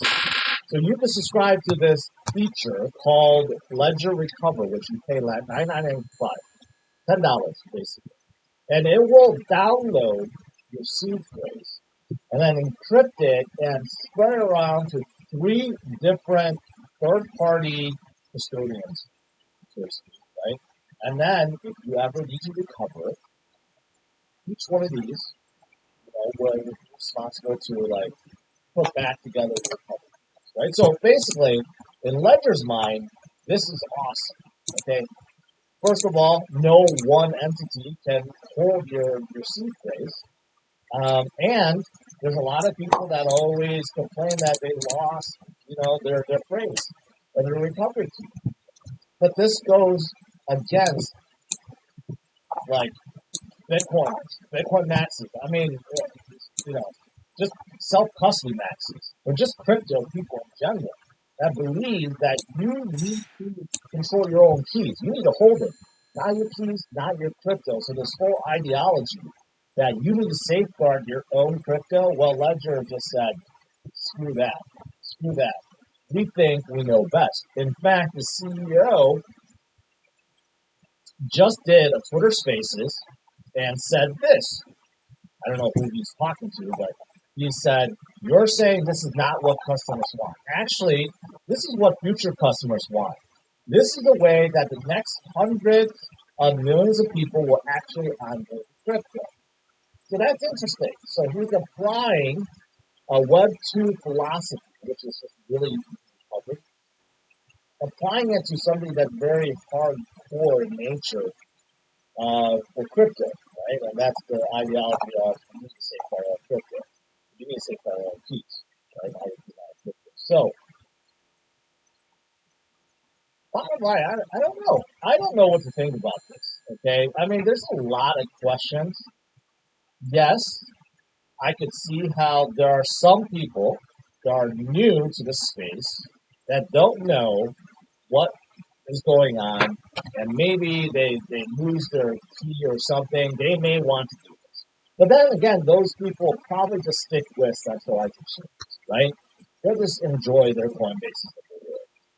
For people that are actually using a ledger, first of all, they've learned that, yeah, you can self-custody your own crypto, right?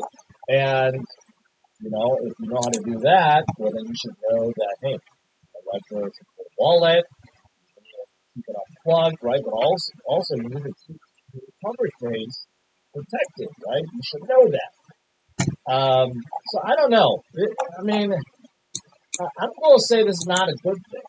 And here's the other thing.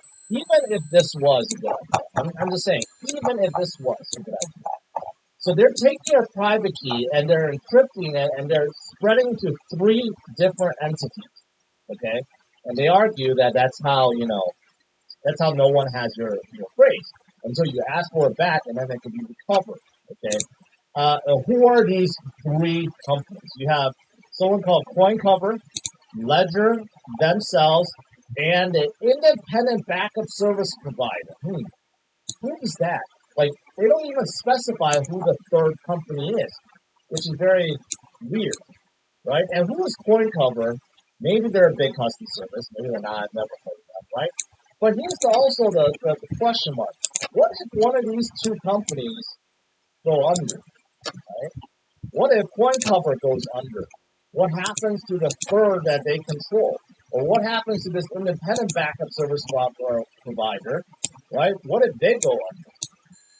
Then what happens to that 3rd? See, there's a lot of question marks. So basically, if you have this service, you need to then back up these 3 services, right? In case anyone goes down, right? So you need a backup of the backup. So I don't know. I don't know.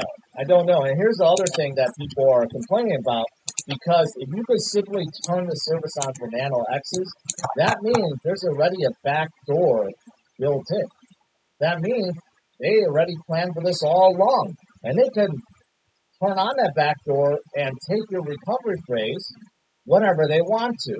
And people didn't know this. So that's already built into the Nano X's.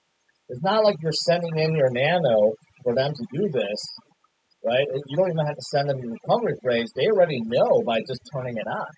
So that also scares the hell out of a lot of people, that they built in this back door that people didn't know about. So again, this is not a good look for Ledger. And there's a lot of question marks, right?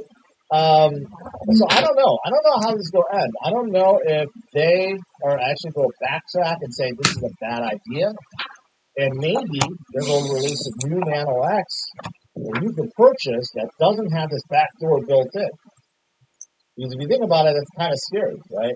And as far as I know, this is the X version. Like, I use the S, so I don't think it has it built in, but maybe it does. We don't know. Now this is causing a lot of controversy. So right now, I'm going to say maybe Treasure is a better option, although I've never used Treasure before. There are other options, of course. There's a lot of hardware options, hardware wallet options, and there's browser-based wallets too, and mobile wallets. But Ledger, I don't know. I don't know about this. So I may have to change my mind on hardware wallets from Ledger in the future, unless they somehow fix all this. This is worse than when their email servers got hacked before, and then people started getting spammed. This is actually much worse.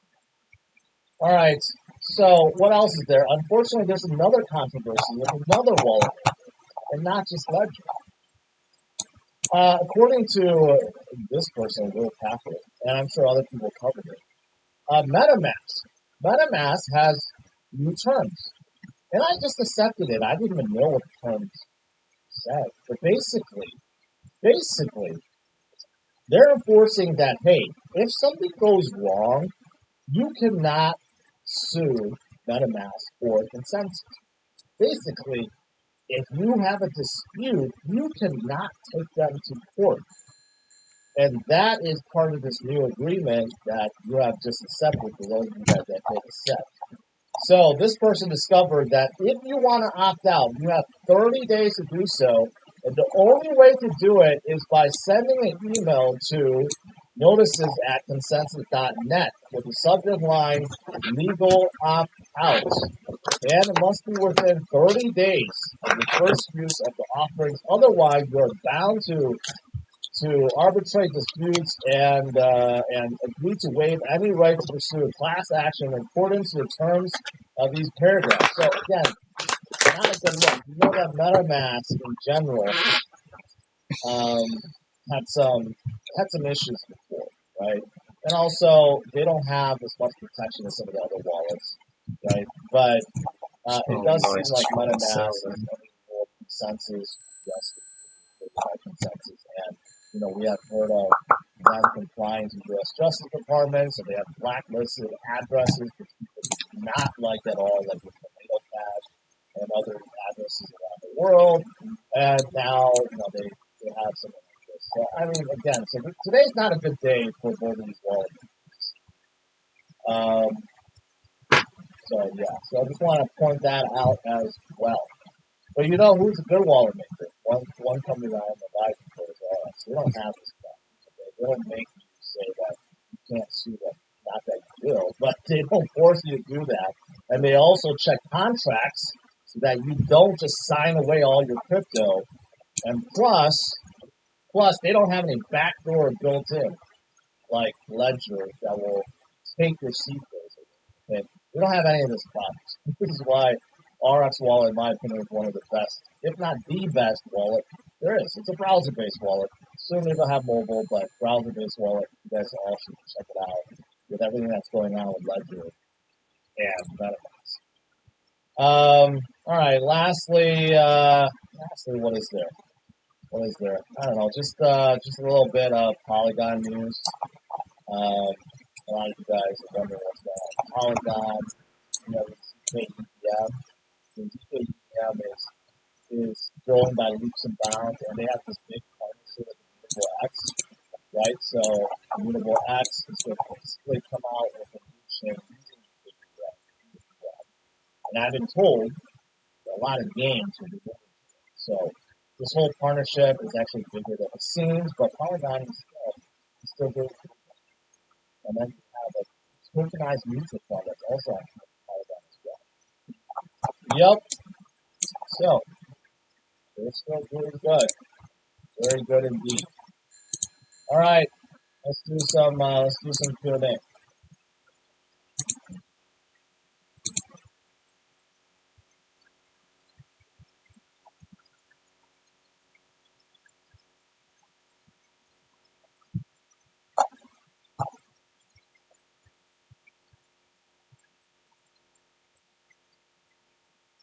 Gambler DJ. Did Ledger just Bud Light themselves? They may have. They actually may have. They probably came out this because they were brainstorming a way to make more money. Like they wanted to charge people $10 to recover. This recovery up recovery.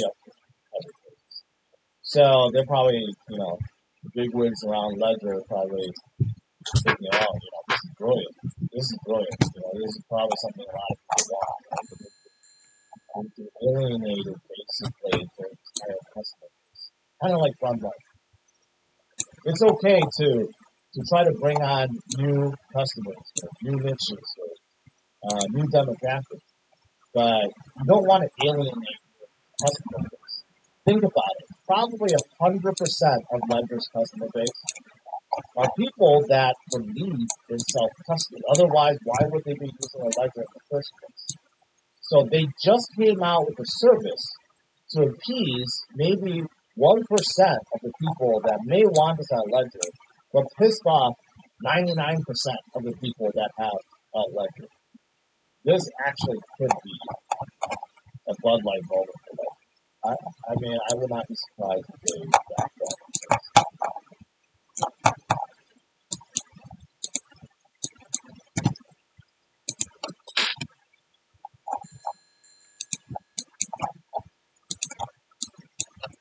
According to this, it's just the X. The service is offered on the X only. Okay, right here, owners of X wallets, not S, because I also have S and S plus. I don't think it affects either one. I think it's only X for now.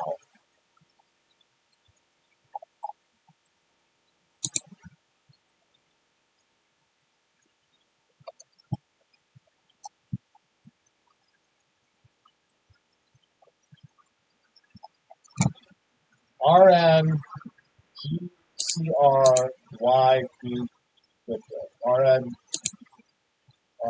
crypto. Did you hear about Dollar burning 20.9 billion from their supply? Yes. Yes, I've heard of it, but didn't really do much. You know, burning, okay, just because someone burns a whole lot, and I'm not trying to spread blood about Dollar, but in general, you know, there's a lot of projects that burn, right? But that doesn't immediately cause a price shock because the number of holders holding, number of holders or number of traders, I mean, it's still it's the same. I need to learn more about YouTube, so I know it's part of that. You know, they want to actually implement burning and they burn off parts of that, so I need to learn more about YouTube, but yes.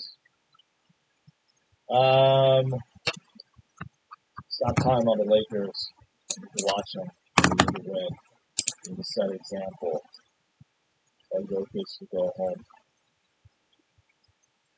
Very efficient.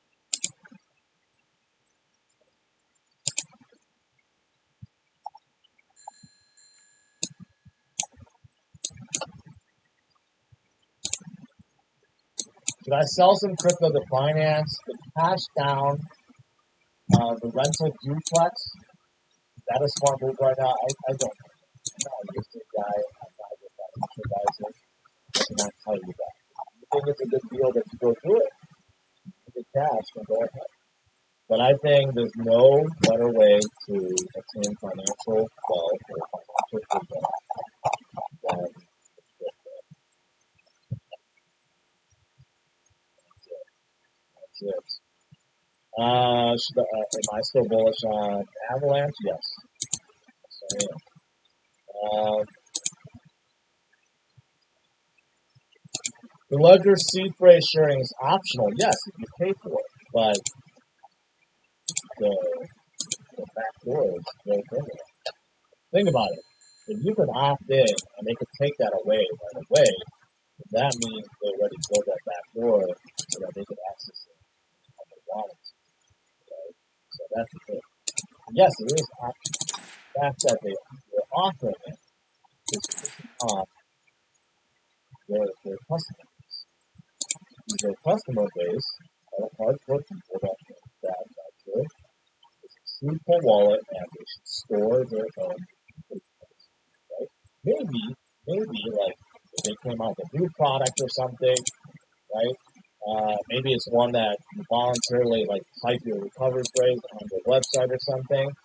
It'll still piss off a lot of people, but at least that is like voluntary, right? This is like it's already built in, and now it's like really making a lot of people. So I get it. I get why a lot of people are upset. This morning I didn't quite understand what was going on with that.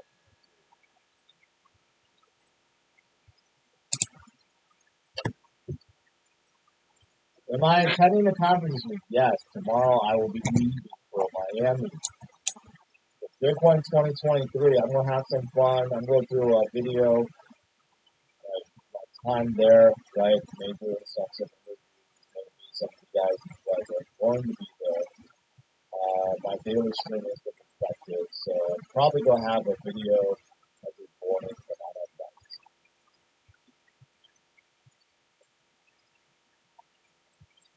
How would this impact multi-sig on like Joseph? I don't know. This is just coming out right now on X, so I don't know how it impacts anything else. I don't.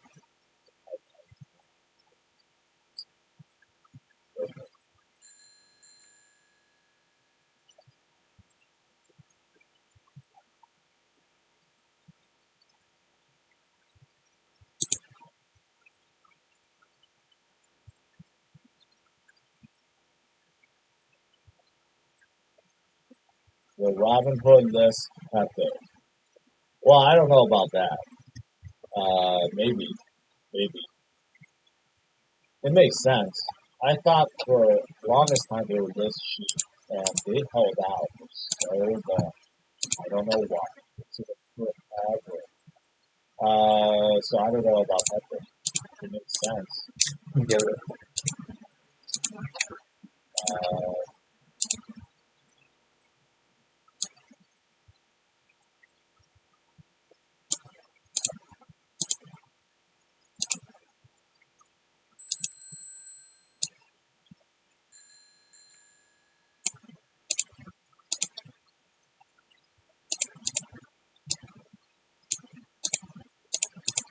S Plus also are getting the update. Yeah, I don't know.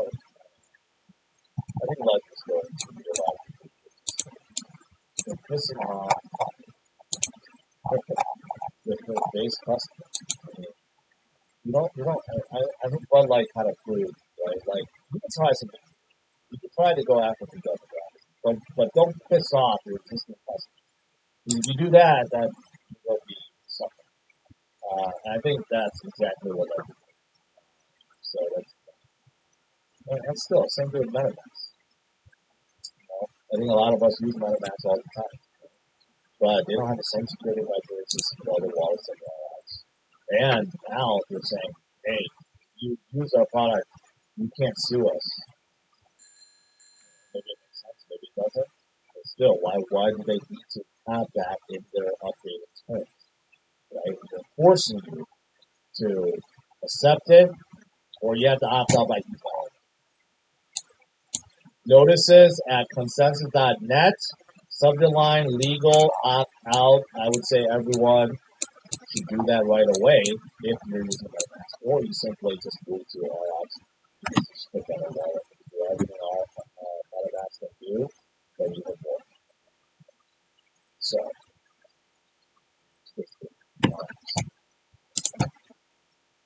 but what you don't want to do is switch to a Solana phone. This phone is dead on arrival.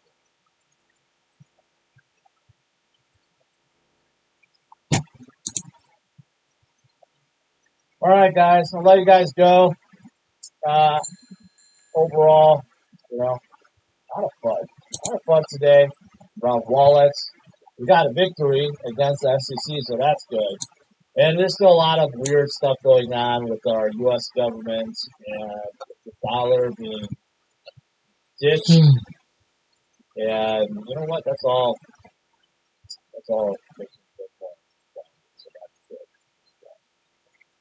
Peter, I appreciate that. Take you up on that offer. All right, guys, smash it a like, subscribe to the channel. I'll see you guys. In a few days. I'm not gonna be live streaming. Probably gonna be recording videos for you guys, so you'll see the evening. I'll update you guys on what I can. And if you're interested in Solana Play, I got a video for you guys. It's actually really educational, and it relates to your coin. So take a look. What do you think about Rick?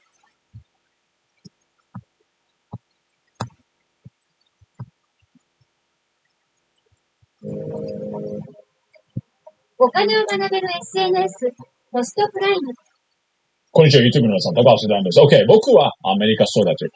両親が10歳の時に日本を出ました。で、出た理由は日本が暗く見えたから未来がもう経済もダメ、賃金が上がらない、それとか人口減少。みんなも知ってる、もう聞き飽きてるよね。で、経済がどれほどこれからダメなのか、日本にもう絶対戻るなと、全部みんなから言われた。ウォール街の友達とか家族みんな。だけど僕は日本が復活すると信じている。データがちゃんとある。で、今回、特に今日は歴史的で、日経平均がまた3万円を突破した。トピックス指数、ここの株価指数もっと重要ですね。2130を突破して33年ぶりの高さです。Japan is back. 簡単、シンプルに、なんでこれからもっと上がるのか。日経平均は4万円に行くと僕はもう、今日3つのシンプルな理由で話していきたいと思います。僕は元ウォール街トレーダー、20代でニューヨークでファンドを創設して売却しました。概要欄の方でプロフィール見てください。本もいくつか執筆してますし、テーブルトークンのレギュラーも出ていて、今夜もしかして WBS にもまた出るので、そこも皆さん楽しみにしておいてください。まだ決まってないですけどね。チャンネル登録もよろしくお願いします。それと皆さん、今夜も、ライブ配信をやる予定です。10時25分、ニューヨークが開く時なので、ぜひこのライブも僕のポストプライムチャンネルで見に来てください。たまにはちょっと楽しいトークもしてますね。昨日、妻と一緒の投稿を初めて、ここ無料投稿、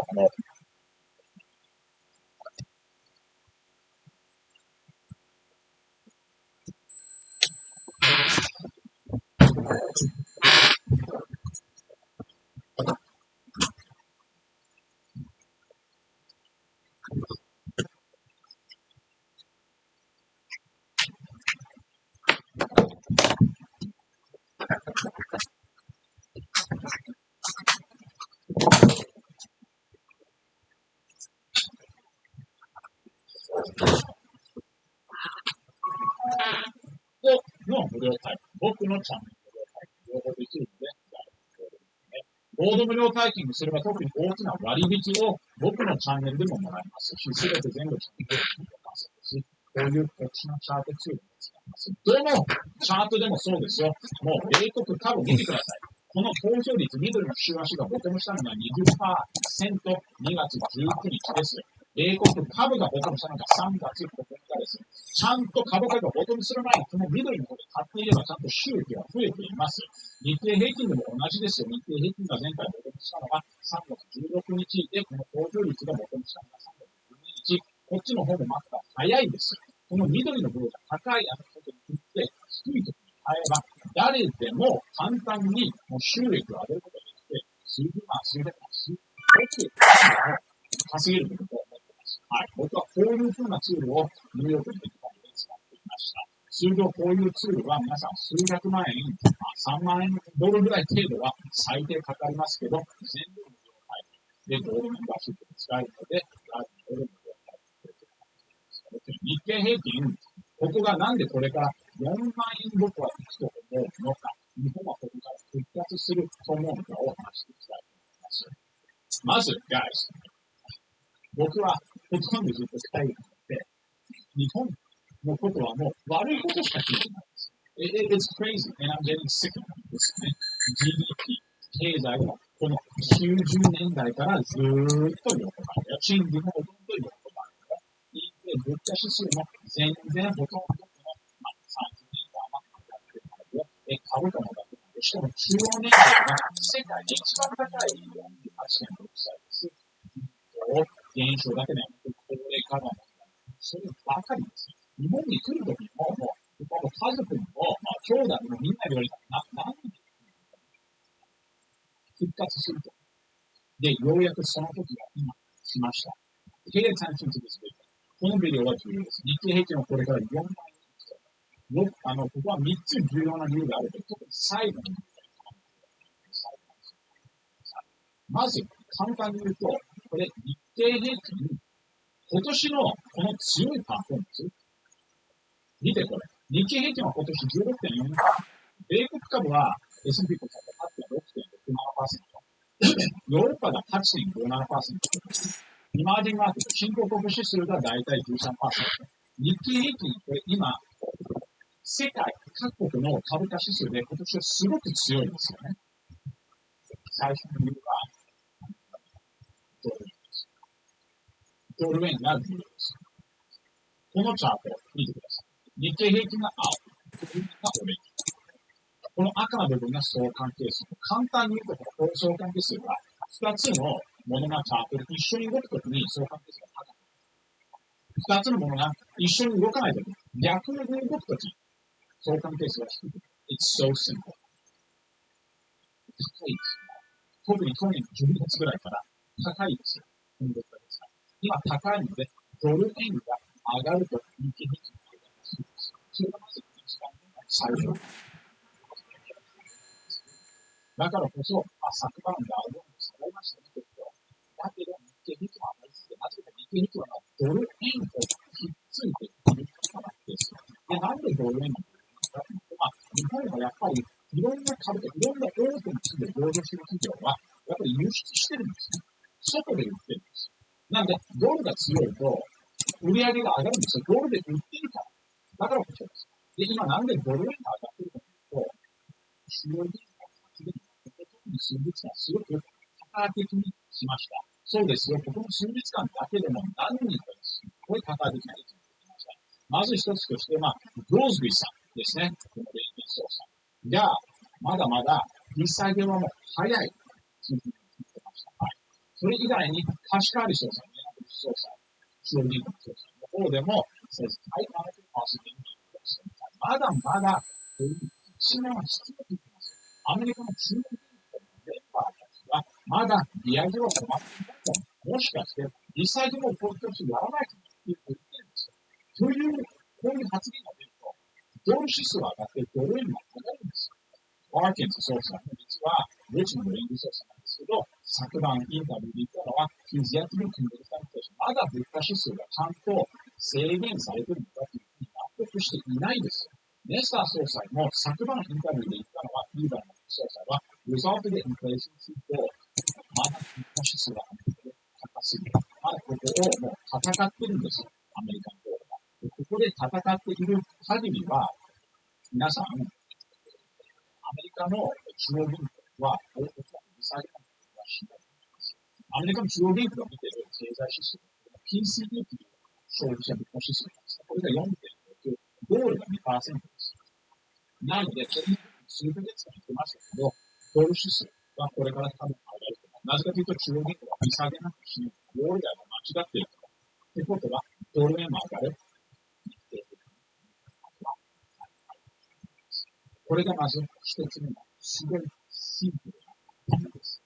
で、こういうふうに、特にドル円が上がるときは、金利の相場も、日本の国産の金利も、特に見るとどんどん下がってきて、それと比べてアメリカの金利がこの頃の数ヶ月上がっているんですよ。やっぱり相場は、投資家たちは、日本は当分利上げはしない。だけど、アメリカは利上げでもしかして終わってないというふうに、態度が変わってきたんです。だからこそ、アメリカの金利がちょっと上がって、日本の金利が下がると、そこもやっぱりドル円が上がるんです。アメリカの金利が上がって、日本の金利が下がる。この2つの国の金利の差は、やっぱりドル円と一緒に相関している。全部相場を見ると皆さん、つながってます。まず、ドル円ですか。ドルが上がることが重要で、それが今、日本、株が上がっている。ちなみにドルがどんどん上がると、これからコモディティ、それとか暗号資産が下がるので、僕は長期的に素晴らしい買うチャンスだと思いますが、それはビデオの最後になっていますけれど、特にドル指数とこのコモディティ、ドル指数がこのグリーンで3度、それとコモディ指数がこの青ですけど、歴史的な3分に大体逆に動いていて、これからドル指数が上がると、いろんなコモディ指数がすごく下がって買いに行くタイミングだと思いますね。コモディティ指数は特にダウジョーンズとかで120年分の低さ、超安いです。なので、僕はここを買うしています。で、こちらの方に日本の技術を僕が使っているのが使っているのがあるでしょう。こういう ID とか、ニューヨークのオレンジ融資、国際マーケット、それからボラティ指数とかいろいろ幅広く取り組んできます。それと GMO クリックも使って、それもいろんなコモディティで、IG の GMO の両方とも大きな価値があります。暗号資産ももちろん見てますよ。特にビットコイン今下がってません。青ちゃんを準備してます。暗号資産に取引しているのはパートナーズを使ってビットコインに変わるのが新しい取引している人たちのビットコインに興味あれば僕が使っている商品会社、特に大高解説してちょっとだけ取引できれば、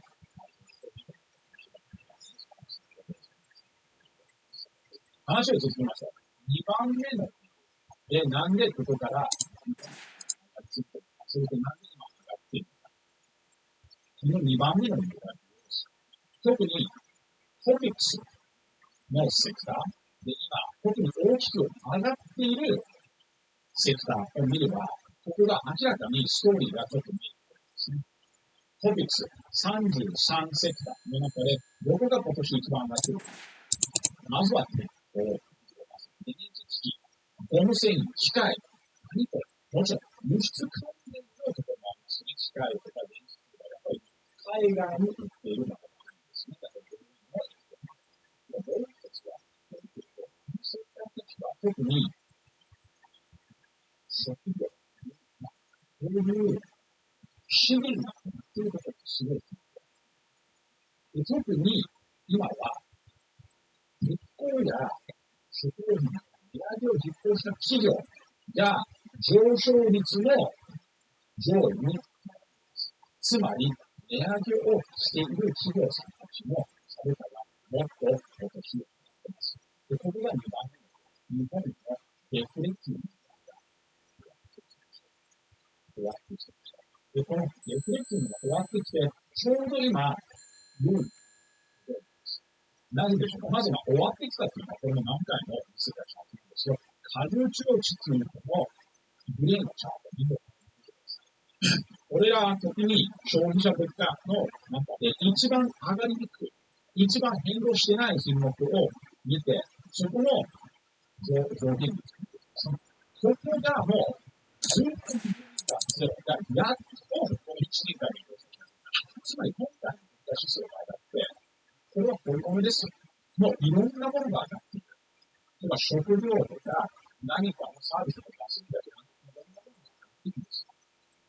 スティッキインフレーション。今回の物価指数が上がり続けています。しかも、上がりすぎてみんなパニックしてたんですよ。今はまたちょっと安定してきました。消費者物価指数に比べると331%、数ヶ月前で4%が少し下がってきました。シーズンの物価指数も今まで9%程度で5.5%になりますので、OK。日本はデフレから脱却したけど、一応、物価の上昇がThis is what we want. で、これから脱却したけど、それが真でない。これが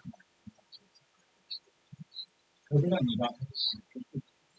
こういう価格転換ができている企業、株価がどんどんと今、先に上昇しています。こちらの企業の利益が上がり、経済がもっと再数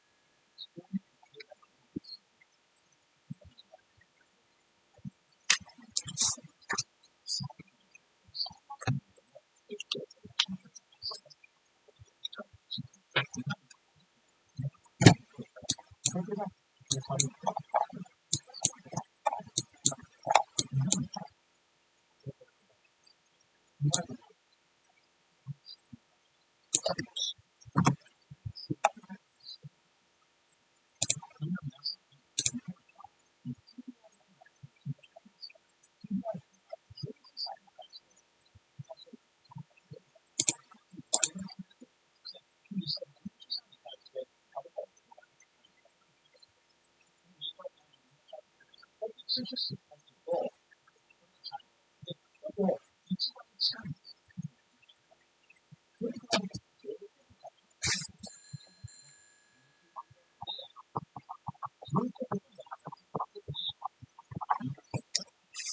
で、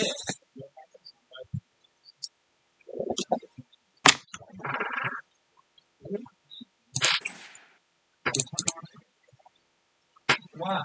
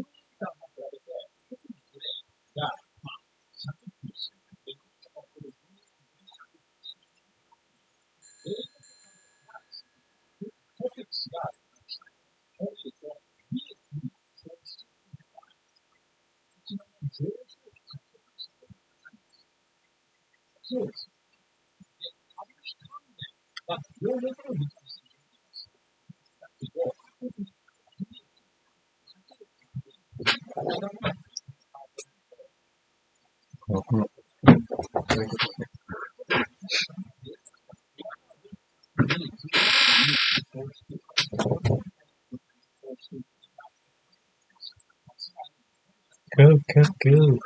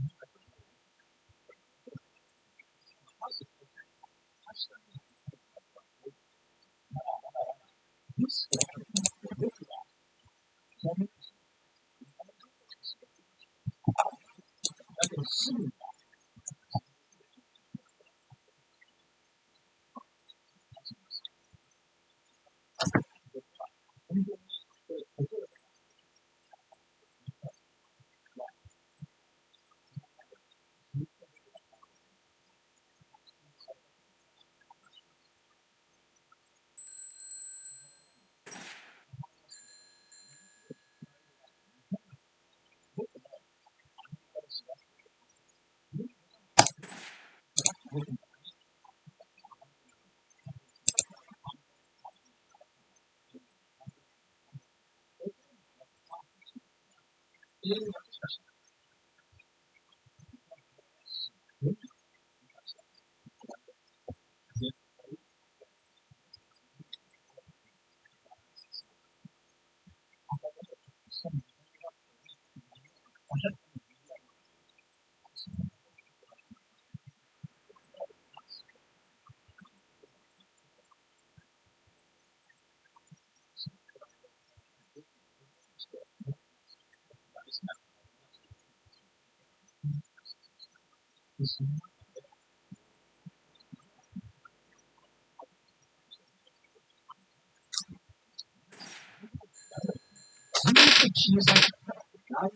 回も言われてきたんですよ。それが突貫してできるのは、僕は悔しいほど思ってます。多分皆さん日本人のずっと日本で育った人たちよりもっと悔しく感じてる。ずっと海外にいたから。しかもアメリカにいて、ニューヨークとかボストンとかすっごい金運が強い人にいて、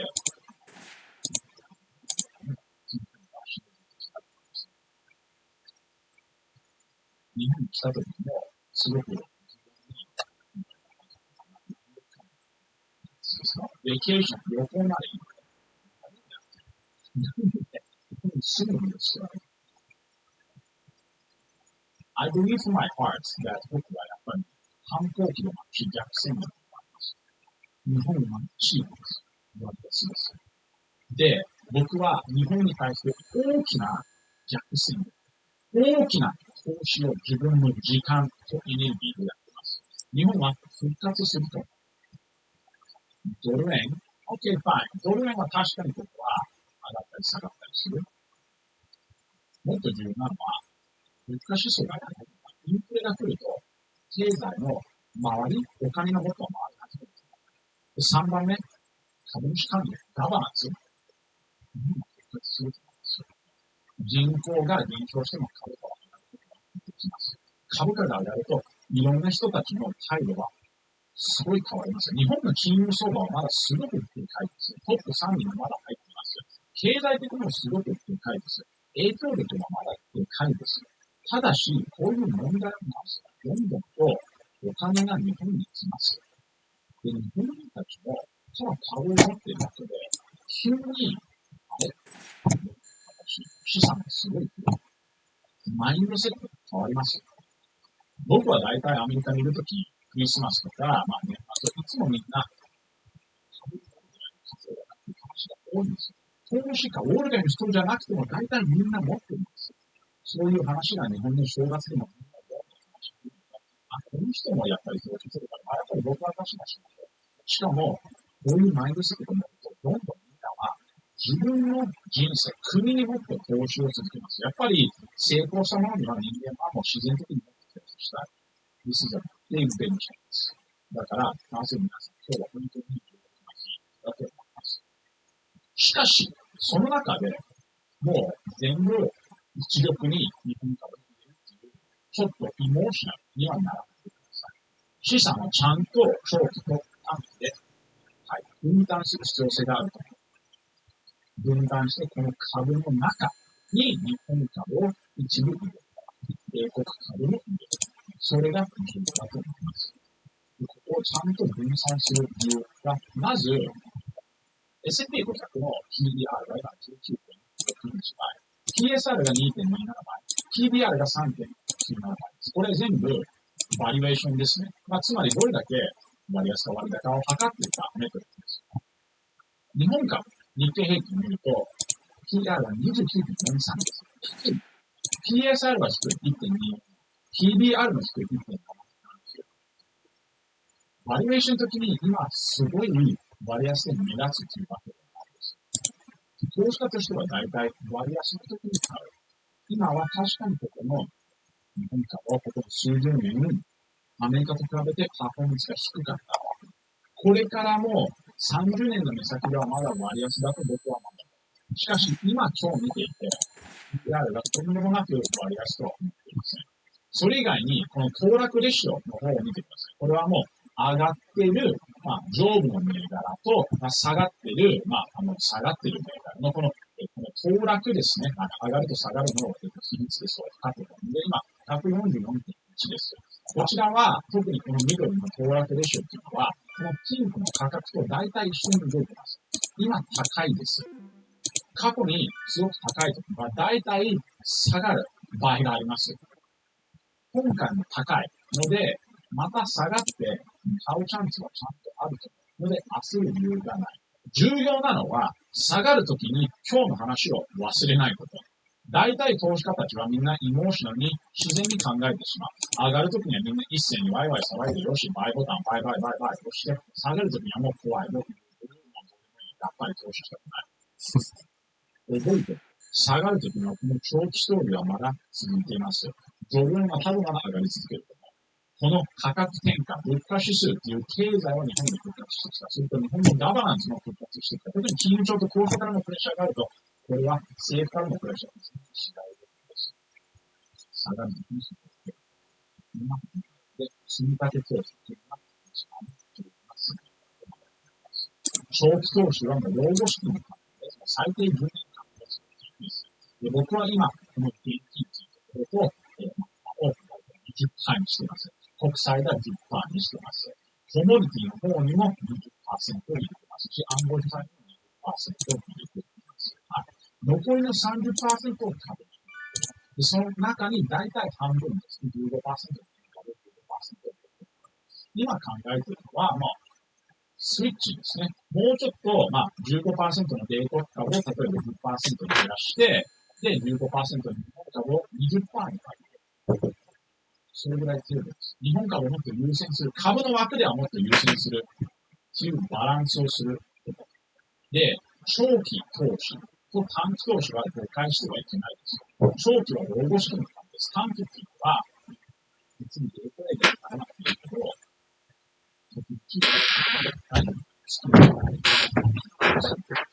別な戦略ですね。マーケットが上がっても下がっても稼ぐです。長期投資というのは本当にマーケットが上がるときだけに資産を貯めているものです。別に考えて、別に両方やるべきだと思いますし、短期投資も忘れないでください。特に今みたいに米国株がちょっと横ばいのときには短期投資の方がもっと投資になりやすいと思います。長期投資でも短期投資でも一つの銘柄の5%から10%以上自分の資産が入れてきているという投資してください。長期投資はレバラージも使うべきではないですし、短期投資はレバラージというのは本当に短期投資を数年間経験した後にちょっとだけではなくです。あとは投資ロビンというのがあるので、これをしないように、その弁護士とポリシーを作りましたので、誰にご注意ください。と言って、僕はこれから積み立て投資で日本の割合を長期ポートフォリオで増やします。別にレバラージなんか使わない。別にここ焦って明日いっぱい買いに行くわけではない。ただし、ここは長期的に見ていて、日本が大きく復活すると、心からも思ってますし、実際のデータとしても見えますし、皆さんにこの情報を強く伝えたいです。あなたもこれから投資を学んで、日本の株価の一部はちょっとでも自分の現金を投資しておき、これからの10年間を様子を見て、日経平均は4万円いくと思うので、その時を皆さん目指して一緒に頑張って資産を上げて日本を強くしていきましょう。Thanks so much, guys. I love you guys all. 今夜のライブ配信も皆さんぜひ見に来てね。10時25分です。おそらく WBS にも、もしかして出る。出るかわかんないけど、一応ライブ配信の中であるつもり。なので、こちらの方皆さん一応時間見ておいてね。もし変更された場合にアップデートしますけど、一応10時25分に今夜のライブをしていたので、です。それと、冒頭で言ったように、こちらの、土曜日のイベントにもぜひ参加してくださいね。ここも、ボードメンバーシップを持っていれば完璧に無料で、ボードも無料体験して、皆さん、本当に数日だけ無料体験して、内容だけにかけてみてください。これからも人工知能のアニメキャラクターとか、教育コースとか、スーパー登録とか、我々が作っていろんなもの、ここでしかない、海外でもない先端技術があるので、そこに皆さんに発表したいし、このボードメンバーシップは僕のチャンネルで終わりですし、投資のタイミング、あなたの収入を大きく上げるツールもここにちゃんと緑のツールがあります。メンバーシップの使い方わかんなかったら、このクエスチョンマークのをオープンしたり、それと、僕のチャンネルの最初の固定の投稿のぜひ見てください。6分44秒からメンバーシップを使う方にも、ちゃんとこちらの方で説明をしています。一番特殊なのは、やっぱりここは通知を設定して、わざわざ毎日チャートを待つより、通知を待つんですね。この緑が低い時に買うんです。長期投資とか短期投資。通知を待つ。It's that simple. Anybody can do it. ゴール無料体験してください。Thanks so much, guys. Love you guys all. 一緒に日本を応援しましょう。これからもチャンネル登録よろしくお願いします。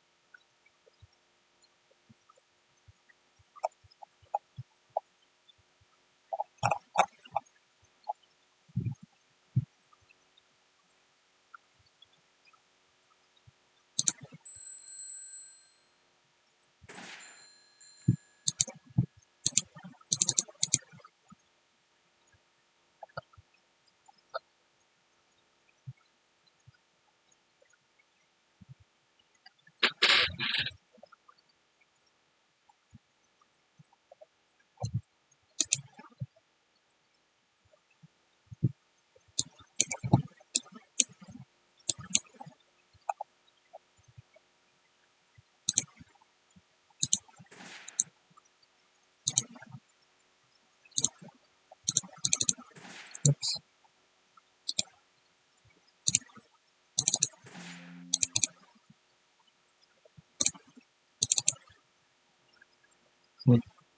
Lucky. Hello, lucky.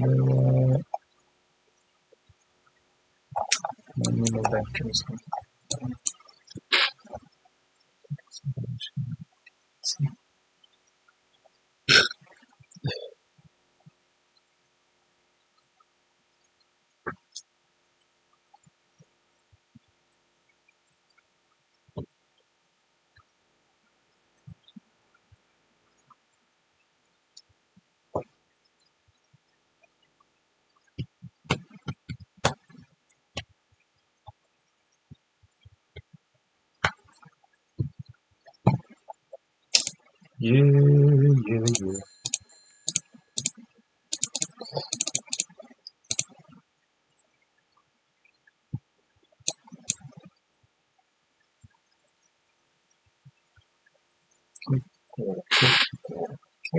Go.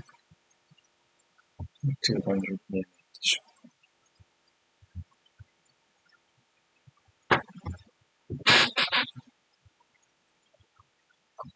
Next target, 200 EMI.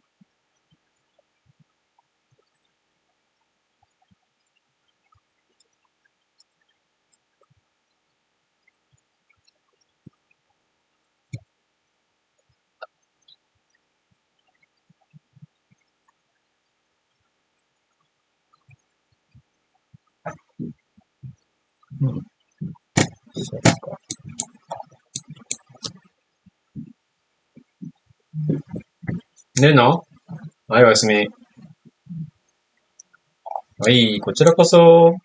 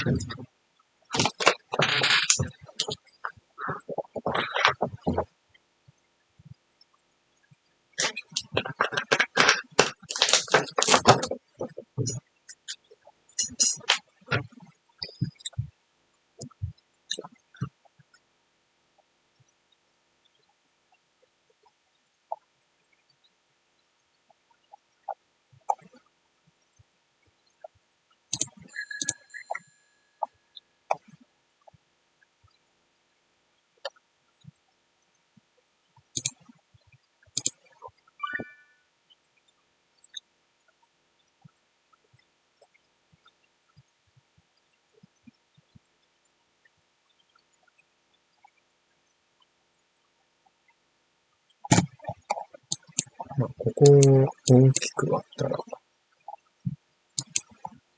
ね、まだキャラ取り、ショート。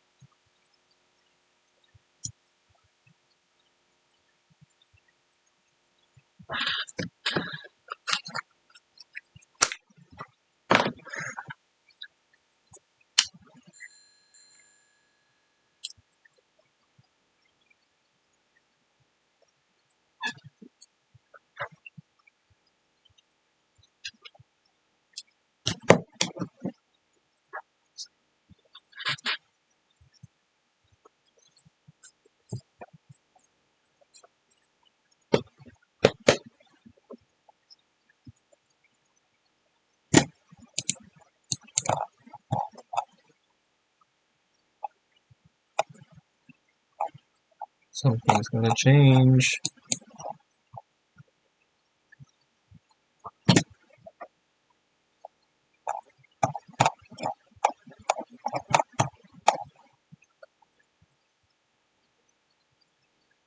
Maybe, maybe not.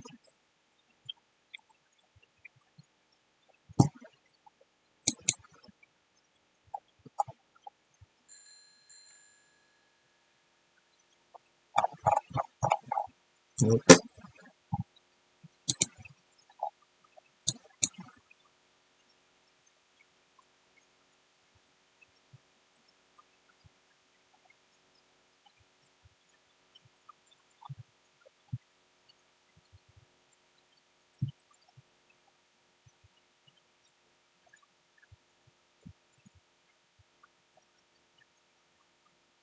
来ますね。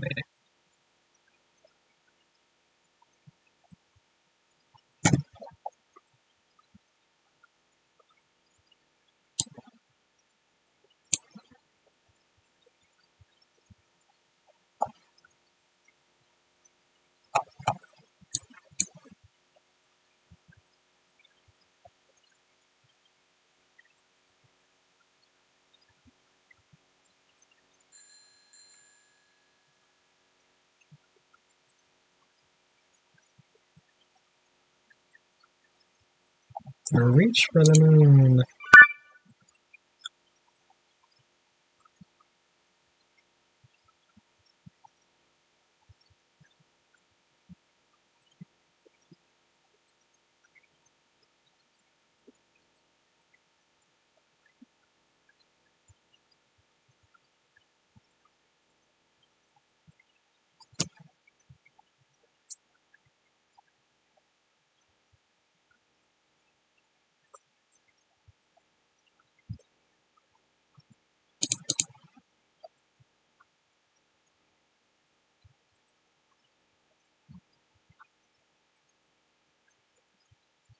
これは unsustainable でしょ。絶対。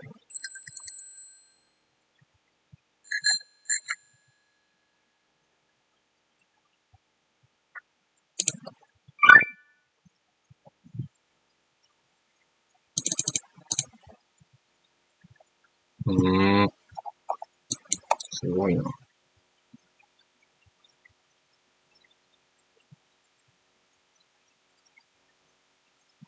まあ、逆張りしちゃダメなやつ。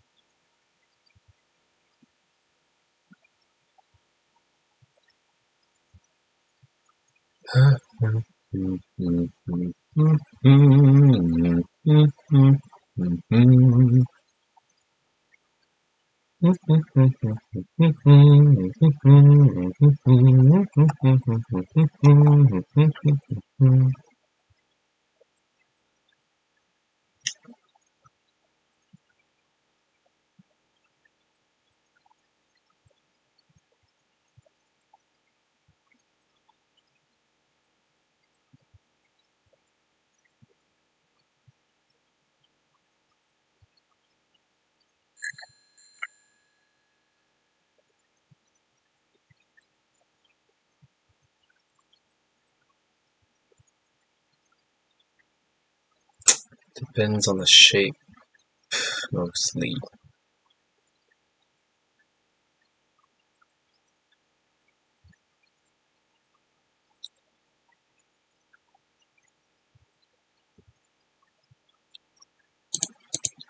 Sa, どこまでつけれるかですよ。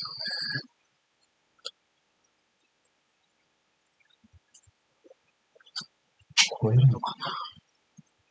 もう超えたら、超えるみたいな。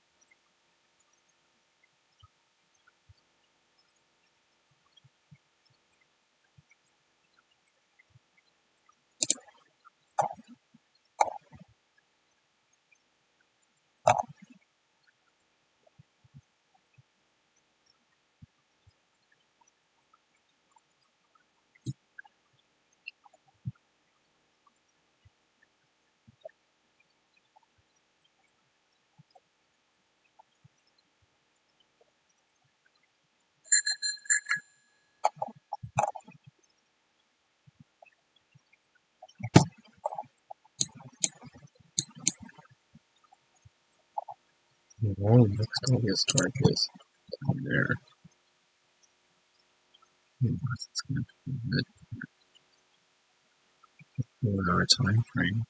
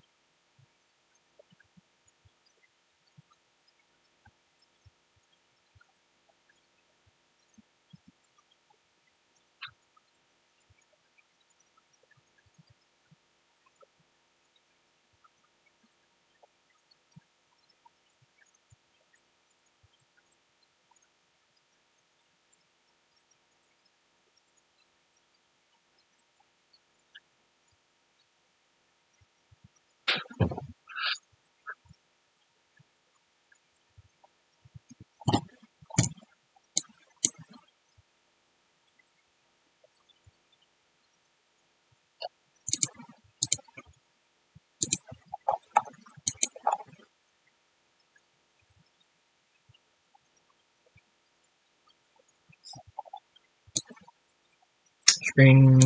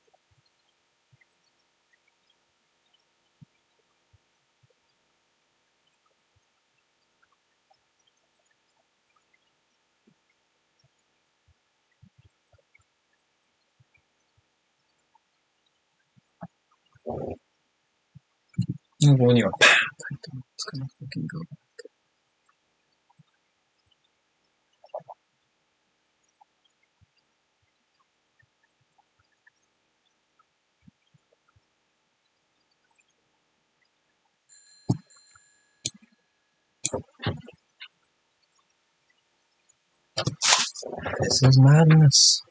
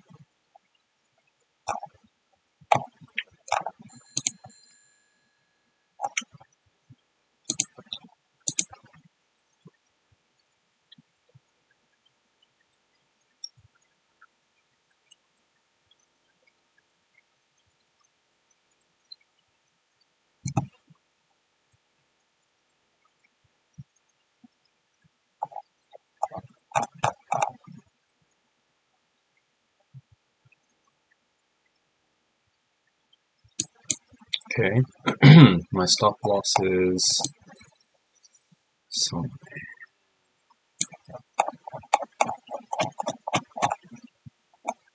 Well, if it breaks this structure, for sure. Just a chunk.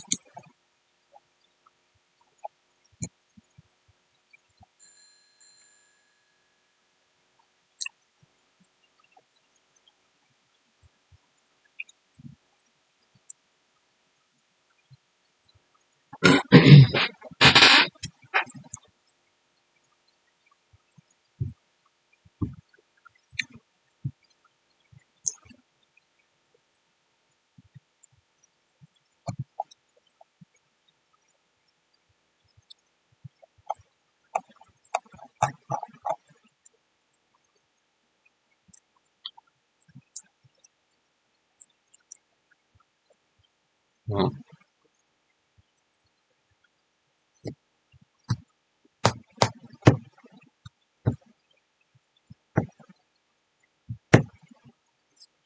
Bitcoin is about to take a very important zone if it doesn't hold this area. Right now, we see Bitcoin trying to flirt with this 26,500 zone. And in today's live stream, my goal is to try and get to some awareness of where Bitcoin can reverse from.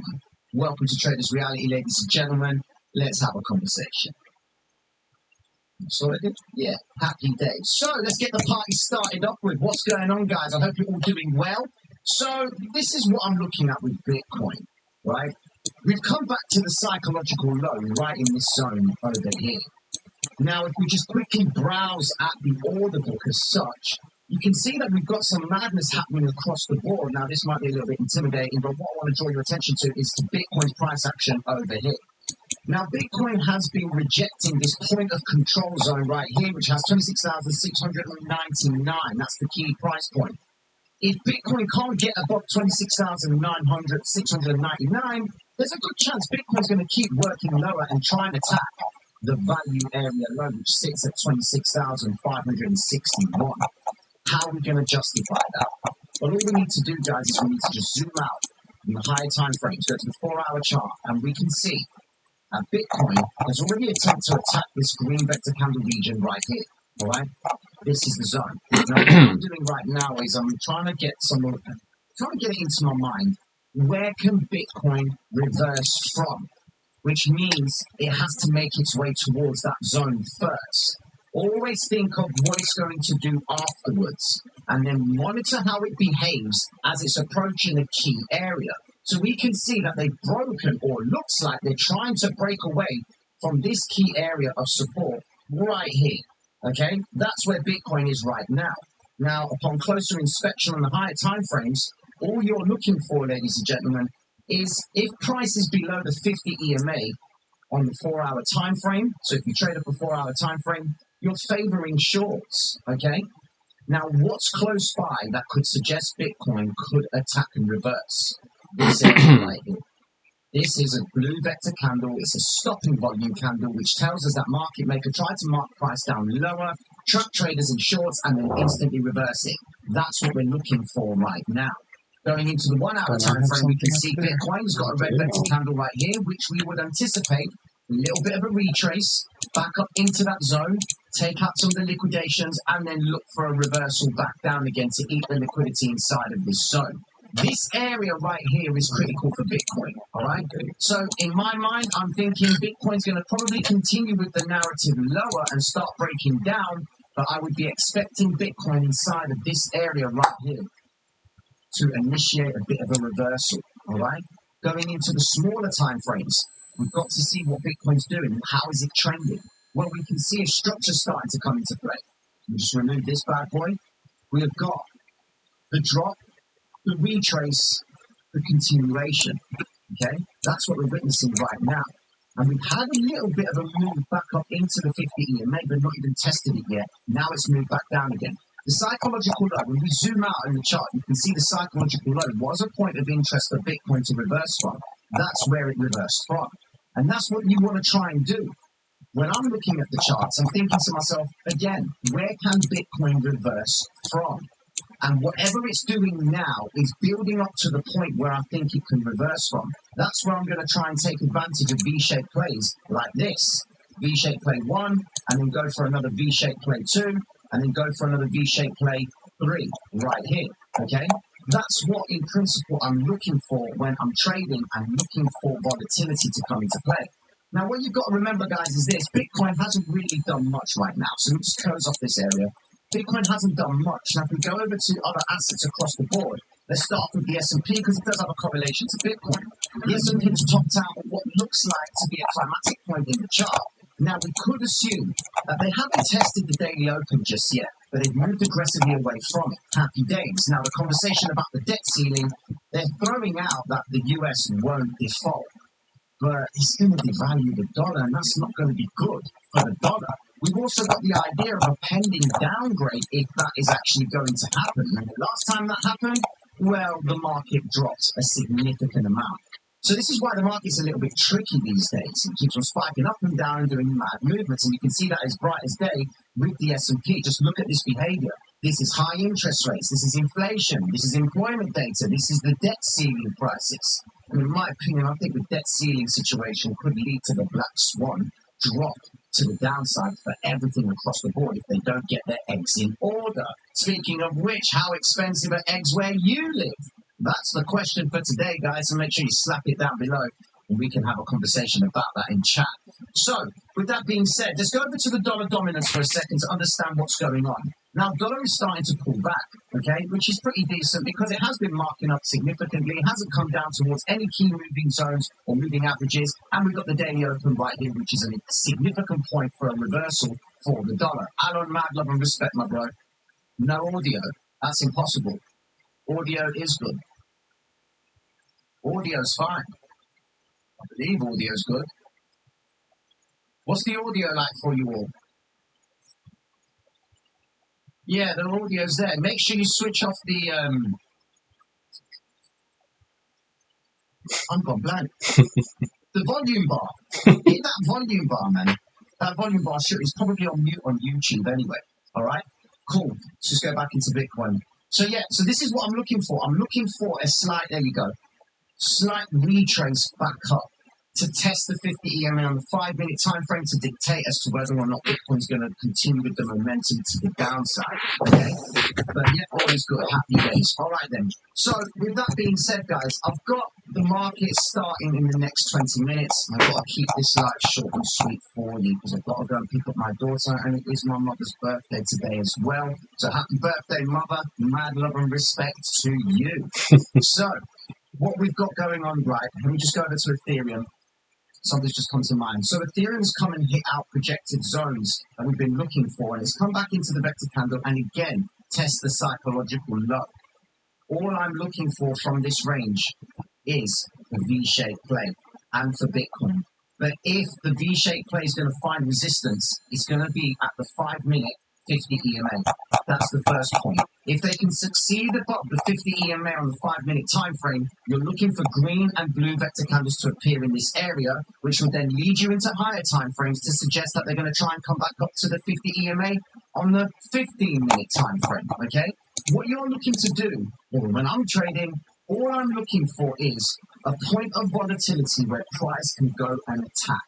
They just tracked the traders short. We know that is evident with short liquidations coming into the chart. Let's just go over to that bad boy right now. Look, we've got loads of shorts coming in, and they've added to it. So it's now $4.7 billion worth of short liquidations at the highs. So it's like market maker is, in essence, advertising, hey, man, let's go short, let's go short. And they are all loading up on shorts right now. And this is the zone right here that we are actually looking to see for the reversal. Your first point from this reversal point in Ethereum would be the full recovery of the vector candle. But remember, when you take 50% of the vector candle, go down to the wick, we're already there, okay? So that's really important. We've recovered what would appear to be where the vector candle appeared and how it became there. So if the guys that were selling off from this point, or market maker, marking price down lower from that point, and now he's brought it back into that, it tells me that he's now going to realize a return on his investment. So this is where you expect price to move back up, but for a short period of time, okay? Because we still have, even on Bitcoin, look, Bitcoin has still got the imbalance zone right here that we've got to be very, very careful of, okay? So if you're going to take a quick long in this area here, no financial advice, I'm hypothetically speaking, hypothetically, price would need to come back up and then it would find resistance inside of this region right here, because they would have come back into the same spot that they started the move to the downside from. And then what you're waiting for is if whether or not the market is going to engage in the sell-off again from that point to come back down and tap the psychological low. That is, in principle, what we are looking for, okay? Thank you, Nohan. Mad love, man. Thank you. What are your thoughts on Litecoin? Chris, where are we at? Where is Litecoin? Let's go get Litecoin up. My thoughts on Litecoin. Bad boy. Look at that. Nice little plays, like a little bit of a drift to the upside. I'm looking on the 1 hour time frame. If they can maintain, they've come back into the same sell point right here, $93, and they pulled away from that point upon the vector candle recovery zone right there. The next point, if they can succeed this area, we're looking for Litecoin to try and smack up into this region right here and end up at around the $96 zone, because momentum is showing that they are trying to ride price higher. That's what they're trying to do, okay? So imagine they're selling into people right now buying this coin. Market makers built his longs at the lowest point in the chart, and look at the W formation. Happy days, shift out to the upside, okay? So he's marked it up all the way to that zone. Now we come back into a sell zone. Again, is he going to create an M formation in this area right here to come down, or is he going to continue with the move up? The way we work that out is as long as price stays above the 50 EMA on the 1 hour time frame, then we are still favoring higher prices. That's the basis of it. Because you're either in momentum to the upside or you're not. That's it. If you're in a short right now on Litecoin, then many other people could be in shorts and they're getting attacked right now because they're in disbelief that it can't go any higher because of how much it's been moving up. So the market will continuously keep marking up and hitting those liquidations, because every time a liquidation point is hit, someone is buying, okay? So you've got the guys jumping in who believe, oh my God, it's going up, and then you've got the guys who believe, oh, it can't go up anymore. They're paying the price for it, and the next logical point for a big move up would be in the $98 zone, okay? So I hope that makes sense for you, my friend. Mad love. Thoughts on Pepe? Thoughts on Pepe, here we go. Well, Pepe is, again, it's come back down, fully recovering this region right here. And we have a wick, which is where I would expect Pepe to end up coming back to. But it's consolidating, it's holding out inside of this zone right now. We've got a couple of more vector candles that we might need to see them go back into before they actually get the party started again. All right, so just be mindful of that bad boy. Going into Euro. Euro's tried to make a move down, retrace, continuation lower. It's not really seen that much success. It's hit one of our projected zones of 1.08175. That's what we spoke about in the Patreon. And of course, if you haven't checked out the Patreon, you can go over there. And when you join the Patreon, you get access to the live trading videos that I do near enough every day. We've got the S&P, NASDAQ, Euro. And you can just sit and you'll get an insight into how I'm thinking, how I'm placing the trades, my logic, my psychology. I go to town on these. So if I do say a couple of things that aren't called for, please do not be offended. But it's all, you know. Anyways, going into XRP, seeing a big little pump by XRP to the upside, but now going back down, we know XRP as an up point is probably going to come back into these vector candle zones. The same way a fast move up is going to lead to a fast move down, so we would anticipate XRP to try and initiate a reversal back into this zone, track the same traders that were long in there, believing that they got liquidated, and then try and reverse it back down again. That's my logic for that, okay? Let me just quickly go over to dollar yen. Dollar yen still sticking to the bad boy. We've done that nicely. Dollar dominance trying to come up. S&P not really giving me anything. S&P's not really showing me much yet. It's just sideways price action. And if we go over to the VWAP itself, S&P is what you are seeing right now is doing a rotation. So what's a rotation? We go above the VWAP, come back down, above it, back down, above it, back down. Now they're above it, we're expecting them to try and bring it back down again, okay? So just keep an eye out on the S&P. NASDAQ, same story. Now NASDAQ is pulling back ever so slightly right now, and it's above the VWAP and it keeps coming back to it to bounce away from it. So the logic would say that if they can't break from this zone, NASDAQ is getting ready to roll over and attack the regions to the downside. You take the same principle for Bitcoin. Bitcoin taps the VWAP, drops down, taps the VWAP, drops down. Now what are we waiting for? We're waiting for a retrace back up to tap into that zone to then see Bitcoin roll back over again. And this is what I'm saying about Bitcoin's critical area. We go into this zone, you see this area right here. This is an important zone right now because they haven't managed to achieve a value area low. So there's not really any orders down here that they can go towards. So could this be the last area of support for Bitcoin before it continues back up until it then finds resistance at either the point of control, which we're paying attention to, and then of course the VWAP all the way up there at 26,840. But then if you notice, as we go higher and higher into the actual profile, it's dispersed. You've got no consistency. You haven't got anything like this, no curvature in the profile, because that curvature right there tells you that it's an even distribution of people agreeing with price at that point. Up here, it's just, oh, yo, I've got 572 Bitcoin orders at 27,000. Is it going to get hit or not? I'm waiting. So this is where it's dispersed. It's like you can see that these peaks right here can go towards them and spike and then reverse from them. And remember, when we trade above the value area high, that is also an area that we would expect price to reverse from. So just keep an eye out on that, ladies and gentlemen. Now, one more thing for you. Okay, hold on. The book map. Now, this is the book map. Bitcoin has yet to test that VWAP right there, and we have got significant orders above. So look, 849 Bitcoin orders at 27,090. 27,000 on the nose, we've got 764 Bitcoin orders. So this is where the retrace comes into play. We zoom out, and then if we notice yesterday, in the live stream, we spoke about the imaginary or the algorithm or the big player that had orders stacked at the lows. Well, they took all those orders, right? And then they reversed price from that point. Now we've got the same story again. So let's just try and work out what is likely to happen going into the New York session. Two things you've got to be mindful of. Firstly, 3 p.m. is when the market will have fully opened and we've got all our stop runs out of the way and the Brinks box has been completed. What's the Brinks box? It's the first hour and a half of trading, okay? Now, looking at this chart, we have got commitment down below, but it's not, it doesn't look like it's like an algorithm as such or a controlled order because it's just spaced out. We've got inconsistencies right here and we've got spoofs, so they've cancelled the orders and placed them again. So I'm not too keen on these orders right here. Now, Bitcoin has shown big interest in around the 26,520, which happens to be what? The psychological low, the last point that they reversed from, okay? So now with that being said, a test up to the VWAP will tell us if they are going to reverse from that point, or they've been buying up to sell into it at the top side, which would then lead Bitcoin to 27,000. So that's where we are right now. We're waiting to see if Bitcoin can continue back up and retrace into this zone. Remember, do not dismiss this area right here.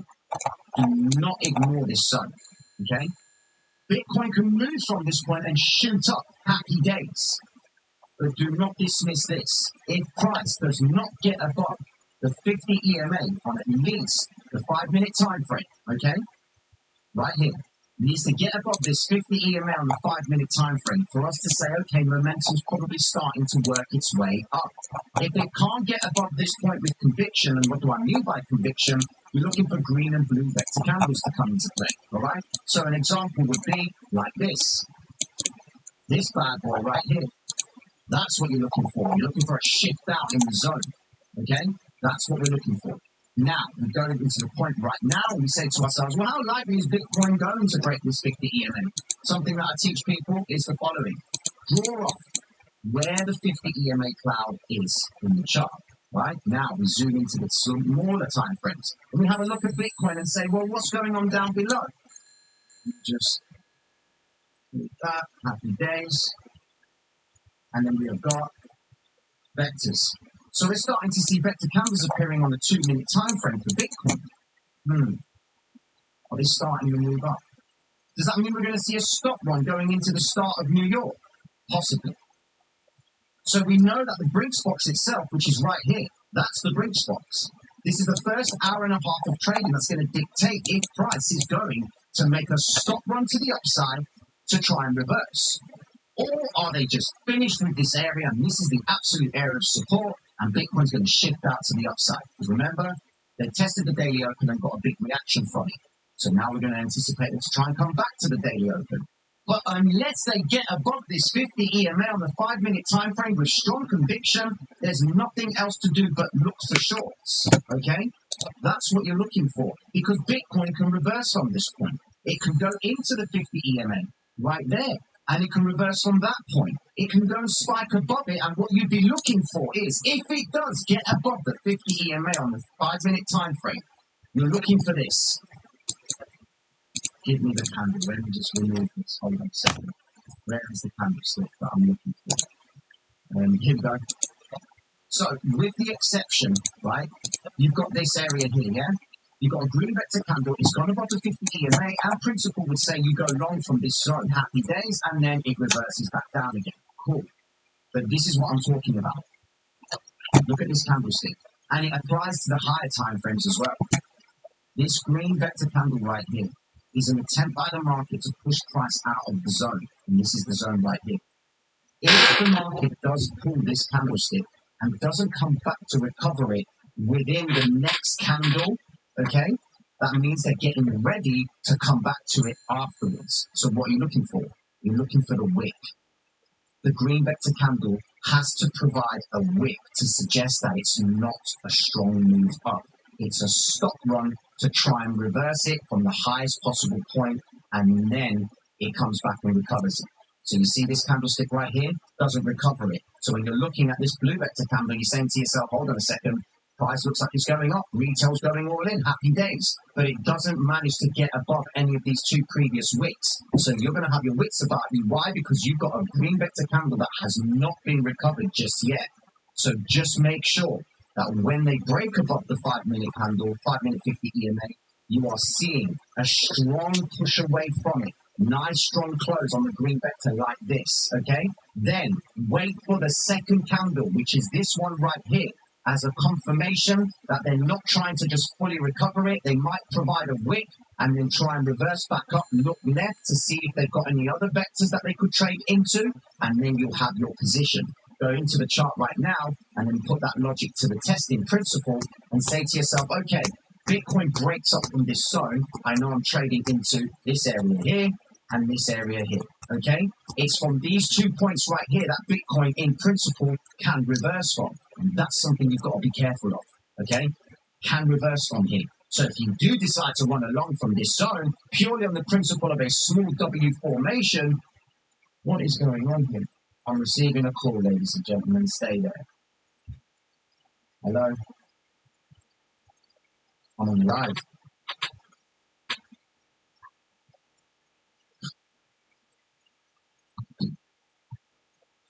You didn't even realize I wasn't live. On that note, ladies and gentlemen,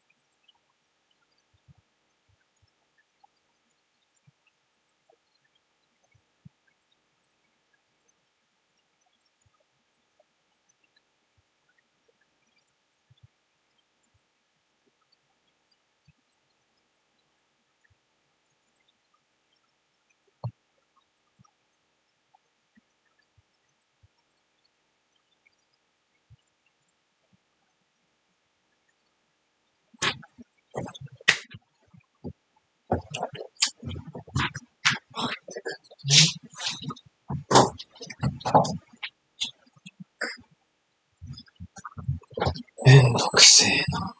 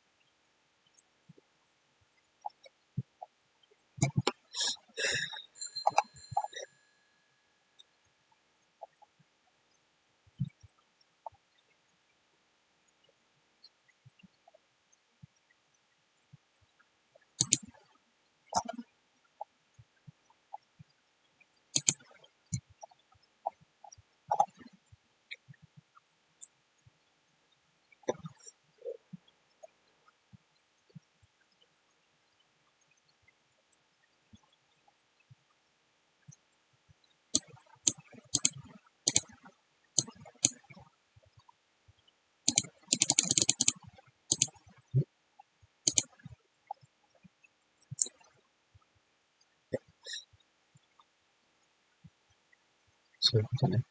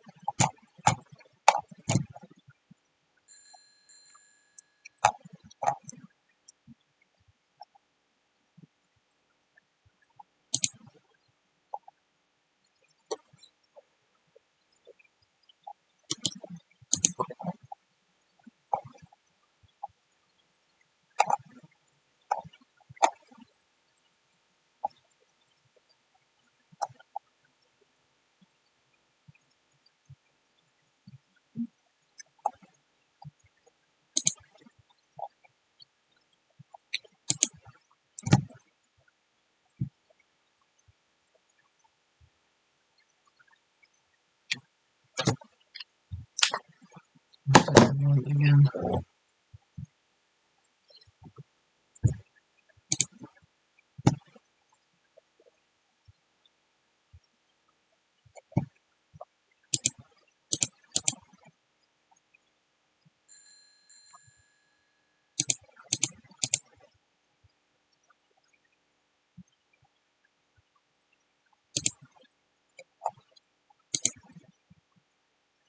Economy.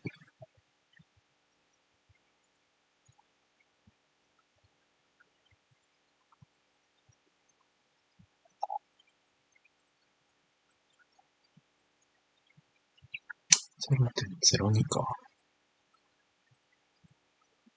Actually.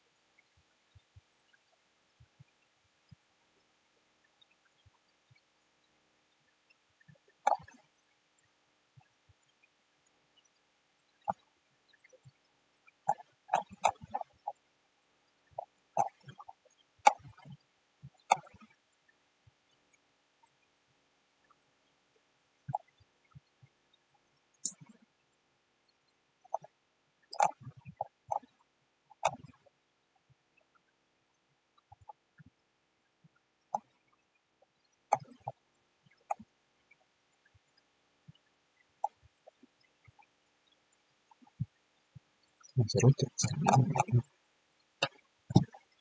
これでね。